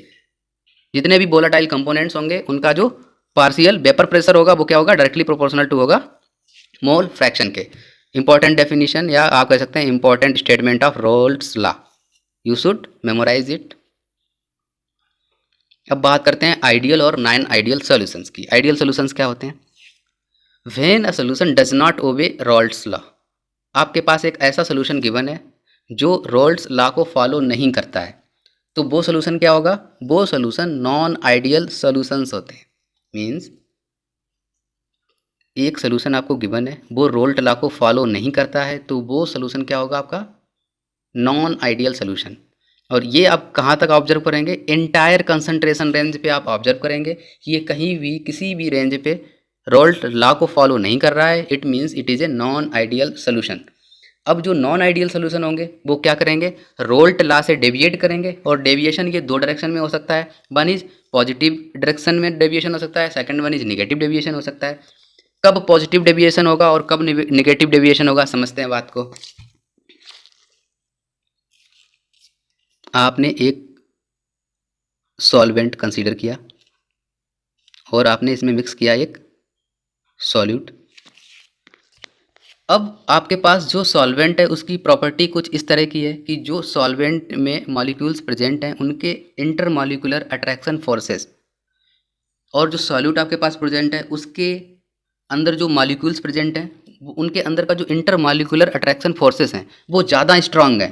किससे ज़्यादा स्ट्रांग है, सॉल्यूट और सॉल्वेंट आपस में मिक्स होने पे जो इंटरमॉलिक्यूलर इंट्रैक्शंस बना रहे हैं वो कमज़ोर हो रहा है। मीन्स आपके पास एक तो सोल्यूशन है और एक ये प्योर फॉर्म में रखे हुए हैं। प्योर फॉर्म में इंटरमॉलिक्यूलर इंट्रैक्शन जो है वो ज़्यादा स्ट्रांग है rather than intermolecular interaction of solution. Mix होने के बाद जो इंटरमॉलिक्यूलर इंट्रैक्शन है वो वीक है, और मिक्स होने से पहले जो इंटरमॉलिक्यूलर इंट्रैक्शन है वो स्ट्रांग है। मीन्स प्योर फॉर्म में इंटरमॉलिक्यूलर इंट्रैक्शन जो है वो स्ट्रांग है और मिक्स होने के बाद सोल्यूशन में वीक है। इस बात को आप ध्यान से समझिए। तो उस केस में क्या होगा, देखिए आप, solute solvent molecules, solute solvent की भी जो इंट्रैक्शन है वो वीक है, और यहाँ पे क्या है, जो प्योर फॉर्म में है वो स्ट्रांग है। तो क्या कौन सा डेविएशन आपको देखने को मिलेगा, उस केस में आपको पॉजिटिव डेविएशन देखने को मिलेगा। क्यों पॉजिटिव डेविएशन देखने को मिलेगा, पॉजिटिव डेविएशन इसलिए देखने को मिलता है क्योंकि उस समय आपके पास वेपर फॉर्म में पार्टिकल्स अवेलेबल ज़्यादा होंगे। पार्टिकल्स अवेलेबल ज़्यादा होंगे वेपर फॉर्म में, तो जो प्रेशर एक्सर्ट होगा on the surface of liquid वो ज़्यादा होगा। तो वो किससे ज़्यादा होगा, आइडियल सॉल्यूशन से भी ज़्यादा होगा। मीन्स जो सॉल्यूशंस रोल्ट लॉ को फॉलो करते हैं उससे भी ज़्यादा प्रेशर एक्सर्ट करेंगे। तो इस तरह के डेविएशन को आप क्या कहेंगे, पॉजिटिव डेविएशन। निगेटिव डेविएशन में जस्ट इसके अपोजिट होता है। मीन्स सॉल्यूट सॉल्वेंट में मिक्स होने के बाद जो इंटरमॉलिक्यूलर इंट्रैक्शन होगा वो स्ट्रांग होगा। किससे, उनकी जो प्योर फॉर्म में इंटरमॉलिक्यूलर इंट्रैक्शन हैं उनसे ज़्यादा स्ट्रांग कब होगा, मिक्स होने के बाद। तो वहाँ पे क्या हो जाएगा, नंबर ऑफ अवेलेबल पार्टिकल्स कम हो जाएंगे, तो एक्सर्टेड जो प्रेशर है वो भी कम हो जाएगा। तो ये किससे भी कम हो जाएगा, ये आइडियल सोल्यूशन से भी कम एक्सर्ट करेगा प्रेशर। तो इस तरह के डेविएशन को कहते हैं निगेटिव डेविएशन। ग्राफ में किस तरह इसको रिप्रेजेंट करेंगे, ये देखिए आप, ये आपके पास ग्रीन लाइंस जो दी गई हैं, दिस इज आइडियल कर्व। ये आपके पास आइडियल के केस में है, यहाँ पे भी green lines are in case of ideals. और ये जो ब्लू लाइंस आप देख रहे हैं वॉयलेट कलर की, वॉयलेट हैं, ये जो डेविएशन हो रहा है ये देखिए आप, आइडियल के केस में ये ग्रीन लाइन है, but in case of this solution, given solution क्या है, ये डेविएट कर रही है पॉजिटिव डायरेक्शन। मीन्स ये आइडियल सोल्यूशन से भी ज़्यादा प्रेशर एक्सर्ट हो रहा है यहाँ पे। तो ये डेविएशन क्या हो गया, ये पॉजिटिव डेविएशन हो गया। सेम यहाँ पे भी देखिए आप, P2 के लिए भी प्रेशर ज़्यादा है, टोटल प्रेशर भी ज़्यादा आएगा आइडियल से। यहाँ पे देखिए आप इस केस में ये आपके पास आइडियल है, ये आपके पास एक्चुअल है, प्रैक्टिकली जो भी आया, तो ये इससे कम है, आइडियल से कम है, तो ये डेविएशन क्या कहलाएगा आपका, ये है आपका निगेटिव डेविएशन। ठीक है, ये क्लियर हो गया। अब पहले दो चीज़ें कंसीडर करेंगे हम लोग। वन इज कि जब भी हमारे पास सॉल्वेंट आएगा तो उसको हम मानेंगे लिक्विड 1 एंड सोल्यूट को मानेंगे लिक्विड 2। मीन्स जब भी हम सॉल्वेंट के पैरामीटर्स लिखेंगे तो उनको सफिक्स 1 के साथ लिखेंगे और सोल्यूट के पैरामीटर्स हम सफिक्स 2 के साथ लिखेंगे। अब आपने लास्ट वीडियो लेक्चर में स्टडी किया था कि जब भी कोई वोलाटाइल सोल्यूट किसमें ऐड किया जाता है, सॉल्वेंट में ऐड किया जाता है, तो उस केस में क्या होता है, वेपर प्रेशर ऑफ सॉल्वेंट क्या हो जाता है, डिक्रीज हो जाता है। इस वेपर प्रेशर के डिक्रीज होने से जो भी सॉल्यूशंस की प्रॉपर्टीज रिलेटेड होती हैं उन प्रॉपर्टीज को हम कहते हैं कोलिगेटिव प्रॉपर्टीज ऑफ सॉल्यूशंस, और यही कोलिगेटिव प्रॉपर्टीज ऑफ सॉल्यूशंस हम लोग स्टडी करने जा रहे हैं। तो सबसे पहले देखते हैं कि कौन कौन सी प्रॉपर्टीज कोलिगेटिव प्रॉपर्टीज के अंडर में आती हैं। First one is relative lowering of vapour pressure of the solvent. Means जो सॉल्वेंट का वेपर प्रेशर रिलेटिवली डिक्रीज हो रहा है। Number 2 is depression of freezing point of the solvent. Means जो सॉल्वेंट के फ्रीजिंग पॉइंट में कमी आ रही है। Third one is elevation of boiling point of the solvent. Means जो सॉल्वेंट का बॉइलिंग पॉइंट है उसमें कितना इंक्रीज हो रहा है। Fourth one is osmotic pressure of solutions. इसके अंडर में जो ऑस्मोटिक प्रेशर होगा सोल्यूशन का वो स्टडी करेंगे। तो आज के वीडियो लेक्चर में हम लोग दो कोलिगेटिव प्रॉपर्टीज को स्टडी करने जा रहे हैं। First one is lowering of vapour pressure of solvent and elevation of boiling point of solvent. Remaining दो कोलिगेटिव प्रॉपर्टीज हम लोग देखेंगे नेक्स्ट वीडियो लेक्चर में। तो चलिए स्टार्ट करते हैं। First colligative properties that is lowering of vapour pressure of the solvent. Lowering of relative lowering of vapour pressure. Relative lowering क्यों कहते हैं, क्योंकि जो हमारा प्योर सॉल्वेंट का वेपर प्रेशर था उसके रिलेटिव मान के हम लोग देखेंगे कि कितनी कमी आ रही है वेपर प्रेशर में। इस वजह से इसको क्या कहते हैं, relative lowering of vapour pressure. आपने पिछले वीडियो लेक्चर में क्या स्टडी किया था कि vapour pressure of a solvent in solution is less than that of the pure solvent. Means ये आपके पास एक प्योर सॉल्वेंट गिवन है, तो जब भी आप इसमें सोल्यूट को मिक्स करते थे तो क्या हो जाता था, आपका वेपर प्रेशर डिक्रीज हो जाता था। तो जब वेपर प्रेशर आपका सॉल्वेंट का डिक्रीज हो जाएगा तो इसका मतलब क्या हुआ कि जो आपके पास प्योर सॉल्वेंट गिवन था और अब आपके पास जो सोल्यूशन बना है उसका वेपर प्रेशर हमेशा कम होगा। किससे कम होगा, प्योर सॉल्वेंट के वेपर प्रेशर से कम होगा।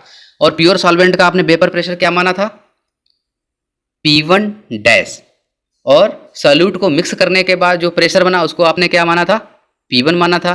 तो इस केस में अगर हम इसको मैथमेटिकली रिप्रेजेंट करें तो क्या होगा, मैथमेटिकली हम इसको लिख सकते हैं P1 dash is always greater than P1। ऐसा क्यों है, क्योंकि P1 डैश आपका प्योर सॉल्वेंट का वेपर प्रेशर है और P1 आपका सोल्यूट को मिक्स करने के बाद सॉल्वेंट का वेपर प्रेशर है। तो इस वजह से P1 डैश हमेशा P1 से बड़ा होगा, या आप कह सकते हैं P1 is always less than P1 dash. ठीक है, इस बात को समझ लिया। क्या समझ लिया आपने कि सोल्यूट को सॉल्वेंट में ऐड करने के बाद सॉल्वेंट का वेपर प्रेशर प्योर सॉल्वेंट के वेपर प्रेशर से कम हो जाता है।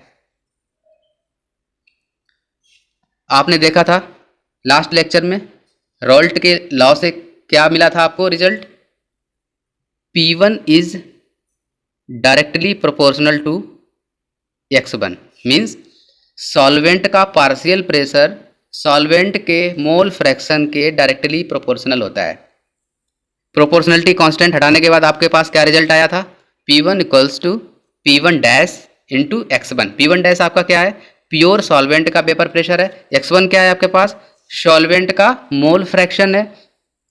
तो यहाँ से आपके पास सॉल्वेंट का पार्शियल प्रेशर कितना आ जाएगा, सॉल्वेंट का पार्शियल प्रेशर होगा आपका प्योर सॉल्वेंट का vapour pressure multiplied by the mole fraction of solvent. तो आपने क्या देखा, यहाँ पे आपने देखा कि जो आपके पास P1 होगा वो ऑलवेज लेस देन होगा P1 डैश है। ठीक है, तो अब हमें यहाँ पे क्या फाइंड आउट करना है कि जो डिफरेंस है प्रेशर का, मीन्स आपको देखना है यहाँ पे P1 डैश माइनस P1 कितना होगा। अगर हम क्या करें, P1 डैश माइनस P1 को डेल्टा P1 से रिप्रेजेंट करें तो डेल्टा P1 बराबर क्या आ जाएगा आपके पास, P1 dash minus P1। P1 dash आपके पास प्योर सॉल्वेंट का प्रेशर है, वेपर प्रेशर, और P1 क्या है आपके पास, सॉल्वेंट का पार्शियल प्रेशर है। तो इन दोनों का डिफरेंस क्या आ जाएगा आपके पास, change in vapour pressure. P1 dash को आप एज इट इज रखिए, P1 को आप क्या लिख सकते हैं, P1 को आप लिख सकते हैं यहाँ से, देखिए आप P1 dash into x1 means pure solvent का vapour pressure multiplied by the mole fraction of solvent. तो ये आप यहाँ पे पुटअप कर दीजिए। तो क्या आ गया आपके पास, डेल्टा P1 की वैल्यू क्या आ जाएगी, P1 dash minus P1 dash into x1। अब यहाँ से आप P1 डैश को कॉमन ले लीजिए, तो आपके पास क्या रिजल्ट आ जाएगा, delta P1 equals to P1 dash 1 minus x1। अब आपको पता था कि जो मोल फ्रैक्शंस होते हैं सॉल्वेंट प्लस सॉल्यूट, उनका टोटल कितना होता है आपके पास, वो टोटल होता है आपके पास 1। मीन्स जो टोटल नंबर ऑफ मोल्स होंगे किसी भी सोल्यूशन में वो होते हैं 1। तो mole fraction of solvent plus mole fraction of solute equals to क्या होगा, हमेशा 1 होगा। तो 1 माइनस x1 को हम लोग क्या लिख सकते हैं, 1 माइनस x1 को लिख सकते हैं x2, वेयर x2 क्या है आपके पास, मोल फ्रैक्शन ऑफ सॉल्यूट। तो यहाँ पे वैल्यू पुटअप कर दीजिए 1 माइनस x1 की, तो क्या आ जाएगा आपके पास, delta P1 equals to P1 dash into x2। x2 क्या है, mole fraction of solute. Delta P1 की वैल्यू आप यहाँ पर रख दीजिए, P1 डैश माइनस P1, जो आपको पता था कि दोनों प्रेशर्स का डिफरेंस है ये। P1 डैश ऐसे ही आ गया आपके पास, x2 आ गया। अब आप यहाँ से क्या कर लीजिए, P1 डैश को लेफ्ट हैंड साइड में ले जाइए, तो फिर क्या आएगा आपके पास result, P1 dash minus P1 upon P1 dash. यही आपका क्या है, relative lowering of vapour pressure. तो इसकी वैल्यू कितनी आ जाएगी, यहाँ से x2 आ जाएगी। मतलब x2 क्या है आपके पास, मोल फ्रैक्शन ऑफ सॉल्यूट। तो मोल फ्रैक्शन ऑफ सॉल्यूट कैसे कैलकुलेट करेंगे आप, अगर आपके पास N1 number of moles given है सॉल्वेंट के और N2 number of moles given है सॉल्यूट के, तो आपके पास सॉल्यूट का मोल फ्रैक्शन x2 कितना आ जाएगा, ये आ जाएगा आपके पास x2 equals to N2 upon N1 plus N2, यही तो आएगा आपके पास। तो यही रिजल्ट यहाँ पे पुटअप कर दिया, तो क्या आ जाएगा, P1 dash minus P1 upon P1 dash की वैल्यू क्या आ जाएगी, N2 upon N1 plus N2। तो ये जो लेफ्ट हैंड साइड में आपको जो टर्म दिख रहा है उसको क्या कहते हैं, relative lowering of vapour pressure. इसको किस तरह रिप्रेजेंट करेंगे, P1 dash minus P1 upon P1 dash. ये आपका क्या है, मोल फ्रैक्शन ऑफ सॉल्यूट है। अब आप मानिए कि जो आपके पास सोल्यूशन गिवन है वो क्या है, वो डाइल्यूट है, काफ़ी ज़्यादा डाइल्यूट है। तो उस केस में क्या होगा, मीन्स सॉल्यूट की मात्रा काफ़ी कम होगी। सॉल्यूट की मात्रा काफ़ी कम होगी, इसका मतलब क्या है कि जो सॉल्यूट के मोल्स होंगे वो बहुत कम होंगे। किससे कम होंगे, सॉल्वेंट के नंबर ऑफ मोल से। डाइल्यूट सोल्यूशन का मतलब यही होता है कि सॉल्यूट की प्रेजेंट मात्रा उसमें काफ़ी कम है। It means number of moles of solute is very very less than the number of moles of solvent. तो इस केस में क्या होगा, N2 को हम नेग्लेक्ट कर सकते हैं, या आप कह सकते हैं N1 प्लस N2 की जो वैल्यू होगी वो अप्रॉक्सीमेटली इक्वल होगी N1 के। तो यहाँ पे N1 प्लस N2 को हम अप्रॉक्सीमेटली क्या लिख सकते हैं, N1 लिख सकते हैं। तो रिप्लेस कर दीजिए इस वैल्यू को, तो आपको क्या मिल जाएगा, P1 dash minus P1 upon P1 dash equals to N2 upon N1। N1 और N2 की वैल्यू आप कहाँ से फाइंड आउट कर सकते हैं, आपको पता है N2 क्या है, नंबर ऑफ मोल्स हैं, और अगर आपको क्या गिवन है, वेट गिवन है सॉल्यूट का, और मोलर मास आप कैलकुलेट कर लेंगे सॉल्यूट का, तो वहाँ से आप क्या कैलकुलेट कर सकते हैं, नंबर ऑफ मोल्स आप सॉल्यूट कैलकुलेट कर सकते हैं।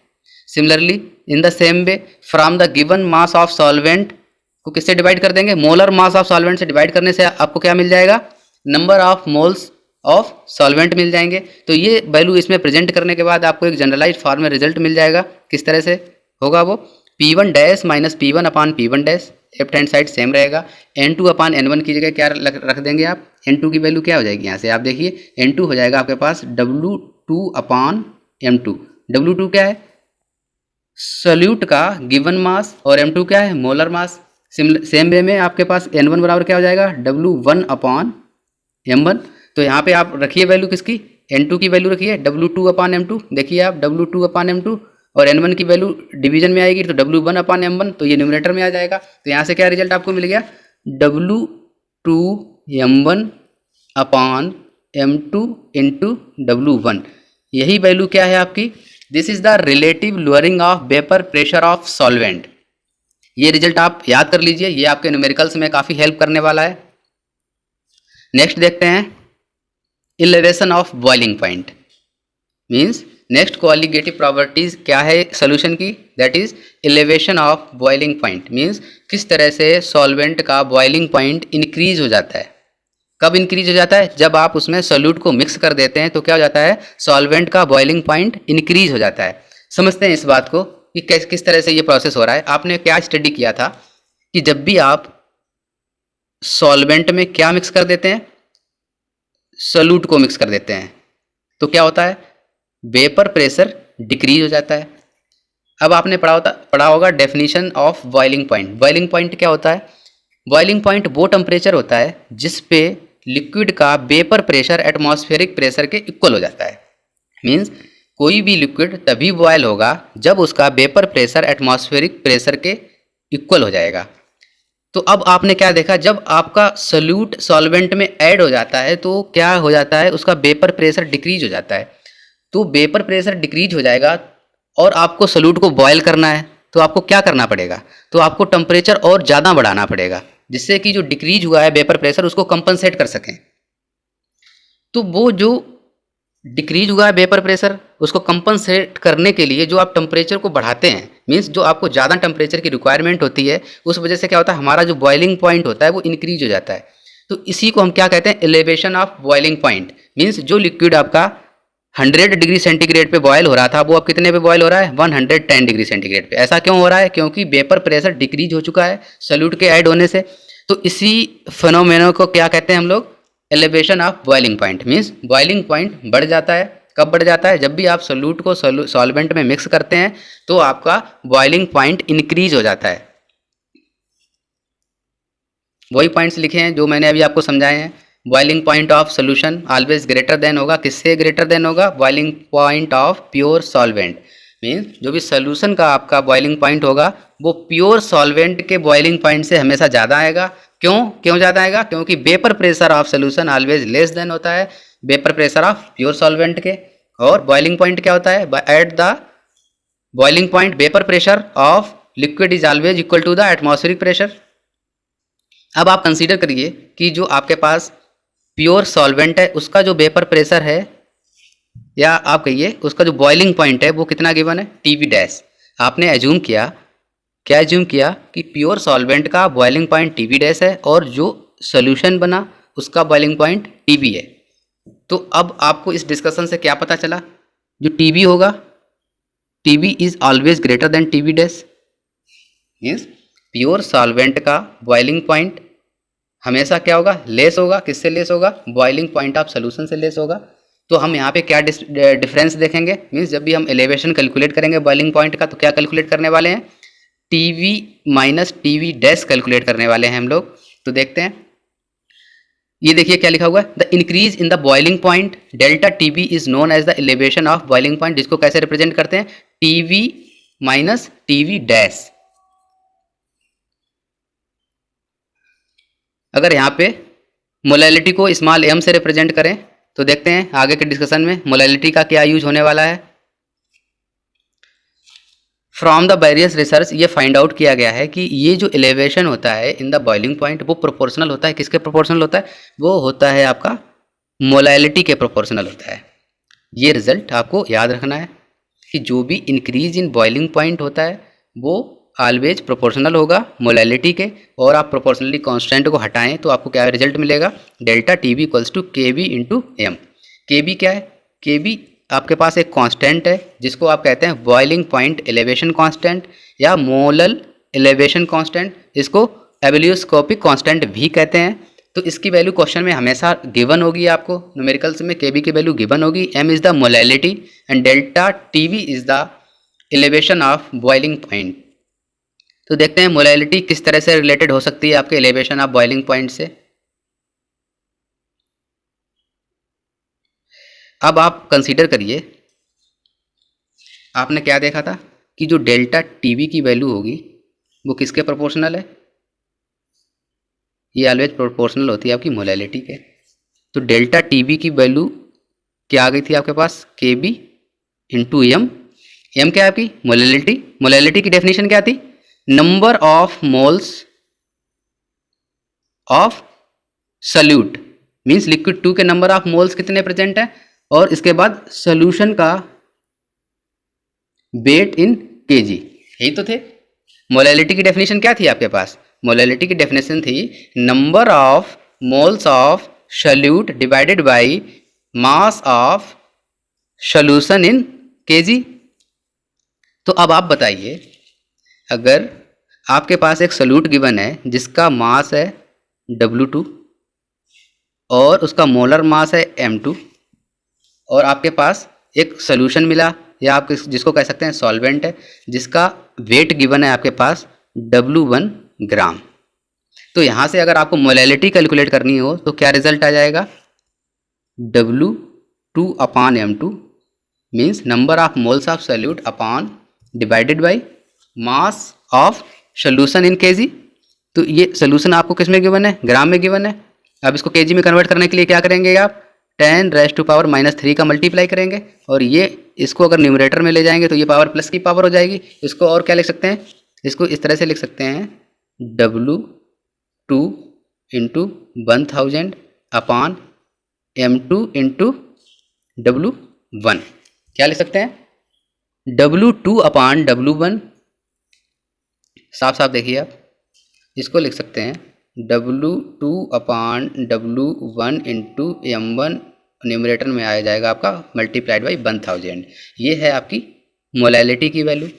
इसको अगर पुटअप कर दें प्रीवियस रिलेशन क्या आया था आपका? Elevation of boiling point delta TB equals to क्या आया था आपके पास? KB into M।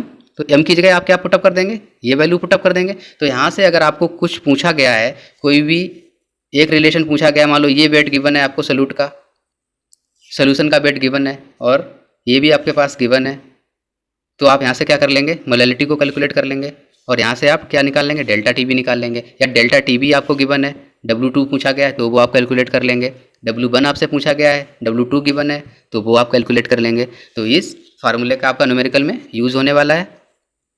इस ग्राफ को समझते हैं किस तरह से चेंज हो रहा है आपका बॉइलिंग पॉइंट। ये देखिए आप, ये आपका एक टेम्परेचर है TB डैश। क्या माना इसको? TB dash. TB डैश का मतलब क्या है? ये आपका बॉइलिंग पॉइंट है प्योर सॉल्वेंट का। TB क्या है आपके पास? TB is the boiling point of solution.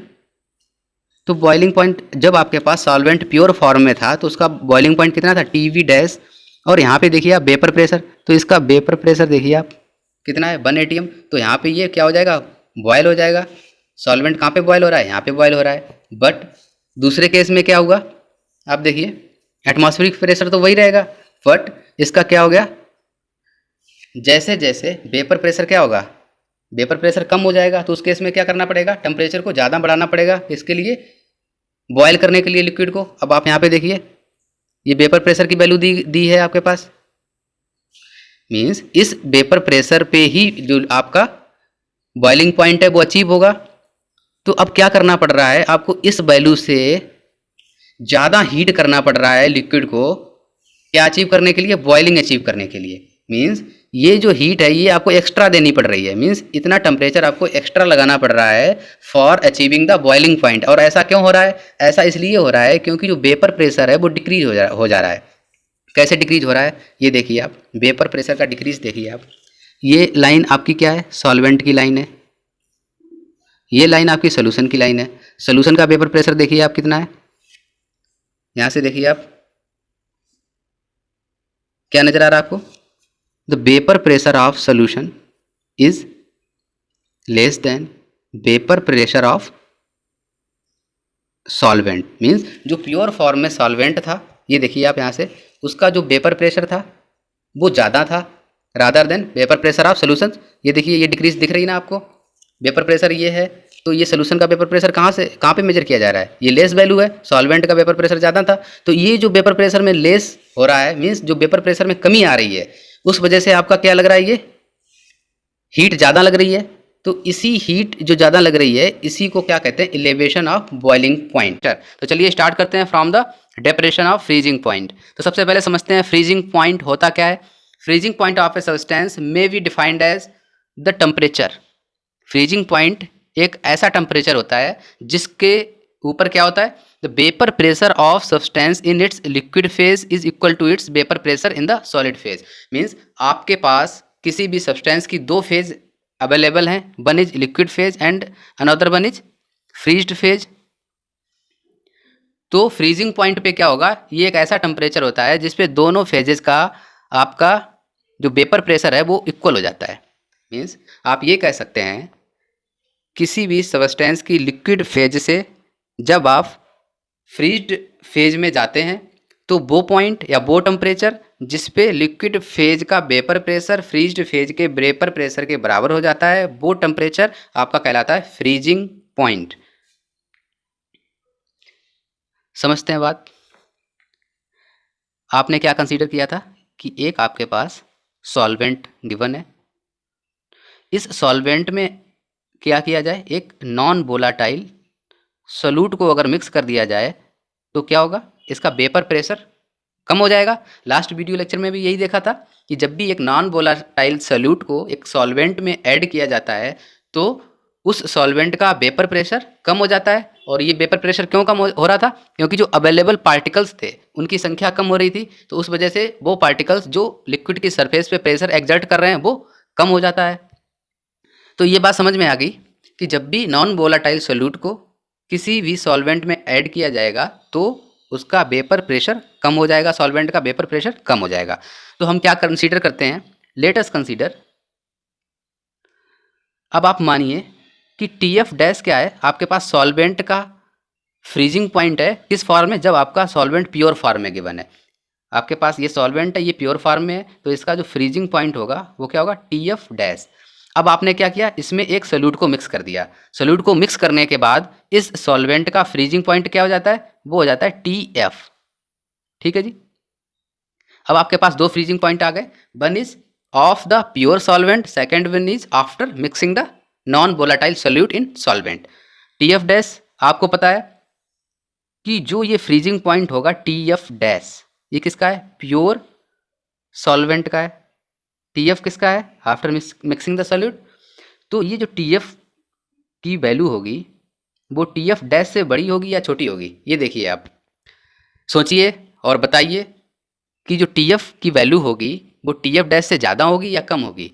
तो ये TF की वैल्यू TF डैश से हमेशा कम होगी, क्योंकि फ्रीजिंग पॉइंट और भी लो हो जाएगा, मीन्स कम टेम्परेचर पे ही फ्रीजिंग पॉइंट अचीव हो जाएगा। देखते हैं कैसे अचीव होता है ये फ्रीजिंग पॉइंट, ये बात समझते हैं ग्राफ से। ये एक्स एक्सिस है आपकी, इस पे आपका क्या गिवन है, टेम्परेचर गिवन है, वेपर प्रेशर आपका गिवन है वाई एक्सिस पे। अब आप मानिए एक आपके पास सॉल्वेंट है जो फ्रोजन फॉर्म में है, मीन्स प्योर फ्रोजन सॉल्वेंट आपको गिवन है, जिसके वेपर प्रेशर और टेम्परेचर में रिलेशन किस तरह से है, ये रिलेशन है, ये जो आप देख रहे हैं ना ब्लैक लाइन में, इस तरह का। मीन्स जब भी आप टेम्परेचर को कम करते जाते हैं तो वेपर प्रेशर किस तरह कम होता है, इस लाइन के अकॉर्डिंग वेपर प्रेशर कम होता जाता है। किसके केस में, फ्रोजन सॉल्वेंट के केस में। फ्रोजन सॉल्वेंट के केस में वेपर प्रेशर और टेम्परेचर के बीच रिलेशन क्या है, ये रिलेशन है। अब आप देखिए आपके पास सॉल्वेंट, एक तो प्योर सॉल्वेंट है और दूसरा कौन सा सॉल्वेंट है, जब आपने सोल्यूट को मिक्स कर दिया, तो आपको पता है जब आप सोल्यूट को मिक्स कर देते हैं तो वेपर प्रेशर क्या होता है, कम हो जाता है। तो यहाँ पे देखिए आप सोल्यूशन का वेपर प्रेशर आपको प्योर सॉल्वेंट के वेपर प्रेशर से कम नज़र आ रहा होगा। ये देखिए आपको येलो लाइन ऊपर है और ये सोल्यूशन की लाइन नीचे है, तो देखिए आपको क्या नज़र आ रहा है, सोल्यूशन का वेपर प्रेशर लिक्विड सॉल्वेंट के वेपर प्रेशर से कम है। अब क्या देखते हैं, लिक्विड सॉल्वेंट ये रहा आपका, इसका कर्व किस तरह से है, ये येलो लाइन ये रही, ये चेंज हो रहा है टेम्परेचर के अकॉर्डिंग, लगभग यही रूल फॉलो कर रहा है ये भी। अब आप देखिए एक ऐसा पॉइंट आएगा जब आप टेम्परेचर कम करते जाएंगे, प्योर लिक्विड सॉल्वेंट का टेम्परेचर आप कम करते जाइए, तो एक ऐसा पॉइंट मिलेगा, वो पॉइंट कौन सा होगा, ये पॉइंट होगा, जहाँ पे फ्रोजन सॉल्वेंट और लिक्विड सॉल्वेंट दोनों की कर्व क्या करेंगे, आपस में इंटरसेक्ट करेंगे। तो इस पॉइंट पे क्या नज़र आएगा आपको कि फ्रोजन सॉल्वेंट और लिक्विड सॉल्वेंट दोनों का वेपर प्रेशर क्या हो गया, सेम हो गया। ये पॉइंट ऐसा पॉइंट है जिसपे आपके पास लिक्विड सॉल्वेंट और फ्रोजन सॉल्वेंट दोनों का वेपर प्रेशर सेम है। तो आप इस पॉइंट को क्या कह सकते हैं, इस पॉइंट को आप कह सकते हैं कि ये आपका फ्रीजिंग पॉइंट है। और फ्रीजिंग पॉइंट किसका है, ये आपका प्योर लिक्विड सॉल्वेंट का फ्रीजिंग पॉइंट है, जिसको आपने क्या माना था, TF डैश। ठीक है। अब आपने क्या किया, एक कर्व और ड्रा किया, किसके लिए, सॉल्यूशन के लिए ड्रा किया। बट आपको पता है कि सोल्यूशन का वेपर प्रेशर प्योर सॉल्वेंट के वेपर प्रेशर से कम होता है। तो ये line same set of rule follow करेगी और इसको आप आगे कर्व को बढ़ाते जाइए तो ये कहाँ पे इंटरसेक्ट करेगा, ये यहाँ पे इंटरसेक्ट करेगा। तो इस पॉइंट पे क्या नज़र आ रहा है आपको, इस पॉइंट पे आपको नज़र आ रहा है कि फ्रोजन सॉल्वेंट का वेपर प्रेशर सॉल्यूशन के वेपर प्रेशर के इक्वल हो गया।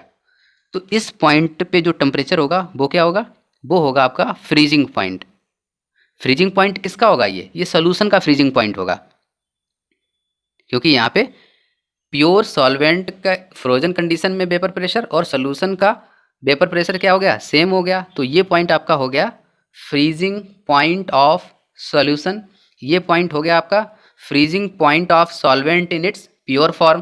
तो आपको यहाँ से क्या नज़र आया, ये नज़र आया आपको कि T F dash is less than T F dash, means T F जो है आपका वो लेस होगा किससे, टी एफ डैश से लेस होगा। तो आप क्या कह सकते हैं कि आपका जो फ्रीजिंग पॉइंट है टी एफ डैश किसका, ये प्योर सॉल्वेंट का फ्रीजिंग पॉइंट हमेशा ज़्यादा होगा सॉल्यूशन के फ्रीजिंग पॉइंट से, या आप ये कह सकते हैं सॉल्यूशन का फ्रीजिंग पॉइंट प्योर सॉल्वेंट के फ्रीजिंग पॉइंट से कम होगा।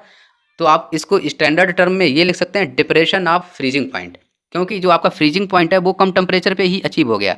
पहले ये किस टेम्परेचर पे अचीव हो रहा था, पहले ही हो रहा था ये टी एफ डैश पे, अब किस टेम्परेचर पे अचीव हो रहा है ये, अब ये हो रहा है टी एफ पे। तो ये जो डिफरेंस है T F dash minus T F, इसको साफ कर देते हैं, इरेज करने के बाद लिखते हैं। तो आप देखिए इसमें ये जो आपका गैप नज़र आ रहा है आपको, ये गैप किस में है, T F dash minus T F equals to क्या हो गया, डेल्टा टी एफ। अगर इसको मान लें तो ये क्या हो जाएगा, यही जो डिफरेंस है इसी को क्या कहते हैं, डिप्रेशन ऑफ फ्रीजिंग पॉइंट में, मतलब इतनी वैल्यू से डेल्टा टी एफ से फ्रीजिंग पॉइंट क्या हो गया, कम हो गया है। मैथमेटिकली देखते हैं इसको कैसे लिख सकते हैं हम लोग। रिसर्च से क्या फाइंड आउट किया गया कि ये जो डिप्रेशन ऑफ फ्रीजिंग पॉइंट है या लोअरिंग ऑफ फ्रीजिंग पॉइंट है ये डायरेक्टली प्रोपोर्शनल होता है किसके, मोलैलिटी के। सेम चीज़ आपने देखी थी एलिवेशन ऑफ बॉइलिंग पॉइंट के केस में, वहाँ पे क्या हो रहा था कि जो एलिवेशन ऑफ बॉइलिंग पॉइंट था डेल्टा टी वी वो डायरेक्टली प्रोपोर्शनल था मोलैलिटी के।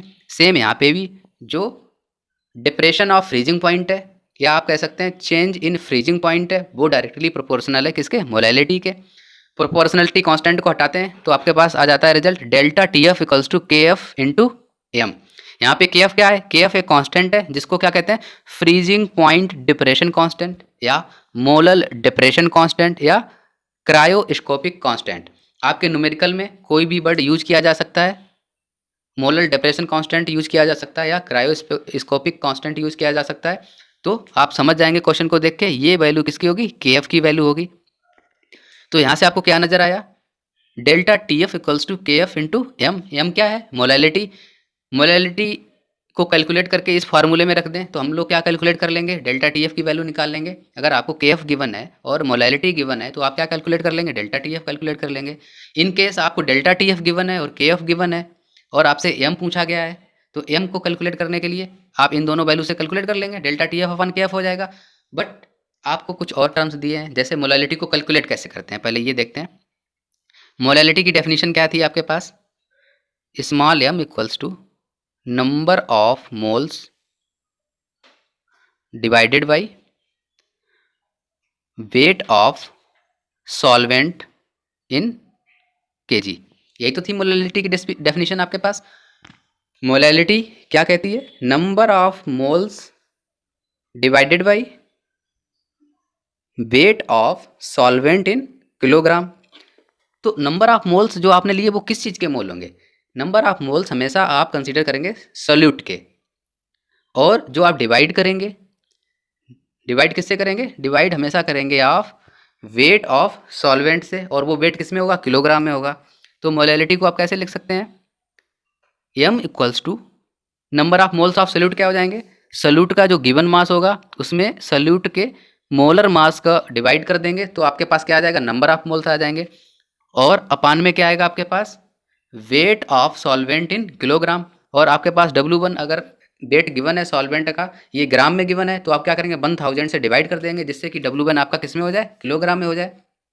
तो यहाँ से जनरलाइज्ड फॉर्म में आपको क्या मिल गया, m equals to W2 upon M2 upon W1 upon 1000। इसको सिंप्लीफाई कर लेंगे और इस वैल्यू को पुटअप कर देंगे किस में, जो आपकी जनरलाइज्ड फार्म आई थी वो क्या थी, delta T F equals to K F into small M. क्या थी वैल्यू वो, delta T F equals to K F into small M. तो स्मॉल एम की जगह क्या रख देंगे आप, ये रख देंगे वैल्यू, तो आपको क्या रिजल्ट मिल जाएगा, और उसको सिंप्लीफाई कर लेंगे तो क्या रिजल्ट मिलेगा, देखिए आप यहाँ से delta T F equals to क्या हो गया, के एफ, ये रहा आपके पास के एफ, स्मॉल एम की जगह क्या रख दिया आपने, W2/M2, और ये अपान में W1/1000। इसको सिंप्लीफाई कर लेंगे तो आपको वैल्यू मिल जाएगी। अब आपको क्वेश्चन में एक पैरामीटर पूछा गया है तो अदर पैरामीटर्स आपको गिवन होंगे। मान लीजिए आपको सॉल्यूट का मोलर मास पूछा गया है M2, तो आपको क्वेश्चन में क्या क्या गिवन होगा, डेल्टा TF गिवन होगा, KF की वैल्यू गिवन होगी, वेट ऑफ सॉल्यूट गिवन होगा और वेट ऑफ सॉल्वेंट गिवन होगा। वहाँ से आप molar mass of solute calculate कर लेंगे। नेक्स्ट देखते हैं ऑस्मोटिक प्रॉपर्टीज़ को। नेक्स्ट प्रॉपर्टी क्या है आपकी, ऑस्मोसिस एंड ऑस्मोटिक प्रेशर। तो सबसे पहले बात समझते हैं सेमी परमिएबल मेम्ब्रेन क्या होती है। सेमी परमिएबल मेम्ब्रेन एक ऐसी मेम्ब्रेन होती है जिसमें से स्मॉल सॉल्वेंट मॉलिक्यूल्स तो पास थ्रू हो जाते हैं, बट जो बिगर मॉलिक्यूल्स होते हैं जैसे कि सॉल्यूट के मॉलिक्यूल्स होंगे वो पास नहीं होंगे, वो हिंडर्ड हो जाएंगे। तो इस तरह की मेम्ब्रेन को कहते हैं सेमी परमिएबल मेम्ब्रेन, क्योंकि इससे स्मॉल सॉल्वेंट के पार्टिकल्स तो पास हो रहे हैं बट जो बड़े पार्टिकल्स हैं, कुछ साइज बड़ा है पार्टिकल्स का किसके, सॉल्यूट का, वो पास नहीं हो रहे हैं। अब देखते हैं इस सेमी परमिएबल मेम्ब्रेन का यूज़ क्या होता है। अब मान लीजिए आप एक यही मेम्ब्रेन आपको गिवन है, सेमी परमिएबल मेम्ब्रेन आपके पास है, सेमी परमिएबल मेम्ब्रेन, इसको शॉर्ट में कहते हैं SPM, और इसको आपने प्लेस कर दिया, किसके किसके बीच प्लेस किया आपने, सॉल्वेंट एंड सोल्यूशन के बीच एक बाउंड्री की तरह इसको आपने लगा दिया। एक तरफ आपका सॉल्वेंट है, दूसरी तरफ आपका क्या है, सोल्यूशन है। तो उस केस में क्या होगा, सॉल्वेंट के जो मॉलिक्यूल्स होंगे वो फ्लो कर जाएंगे किस में, सॉल्यूशन में आ जाएंगे। सॉल्वेंट के मॉलिक्यूल्स SPM को पार करके सॉल्यूशन में आ जाएंगे, बट जो सॉल्यूशन के मॉलिक्यूल्स होंगे वो सॉल्वेंट में नहीं जा पाएंगे। देखिए आप, pure solvent to the solution means pure solvent से सोल्यूशन में तो मॉलिक्यूल्स मूव हो रहे हैं, बट अपोजिट साइड में ये फिनोमेना अकर नहीं हो रहा है। तो इस प्रोसेस को क्या कहते हैं, इस प्रोसेस को कहते हैं ऑस्मोसिस। समझ गए आप ऑस्मोसिस की प्रोसेस क्या होती है। ऑस्मोसिस की प्रोसेस, जब कोई सेमी परमिएबल मेम्ब्रेन को हम प्लेस कर देते हैं सॉल्वेंट और सोल्यूशन के बीच में, तो सॉल्वेंट के पार्टिकल्स तो पास होके सोल्यूशन में चले जाते हैं, बट सोल्यूशन के पार्टिकल्स मूव होके सॉल्वेंट में नहीं जा पाते हैं। इस प्रोसेस को कहते हैं ऑस्मोसिस। अब बात समझते हैं ऑस्मोटिक प्रेशर क्या होता है। Osmotic pressure is the pressure that just stops the flow of solvent is called osmotic pressure of solution. Means ये आपके पास एक सॉल्वेंट है और ये रहा आपका सोल्यूशन, दिस इज सोल्यूशन, ये आपके पास है सॉल्वेंट, ये आपकी जो बाउंड्री है ये है सेमी परमिएबल मेम्ब्रेन SPM, ये आपने बीच में लगा दी।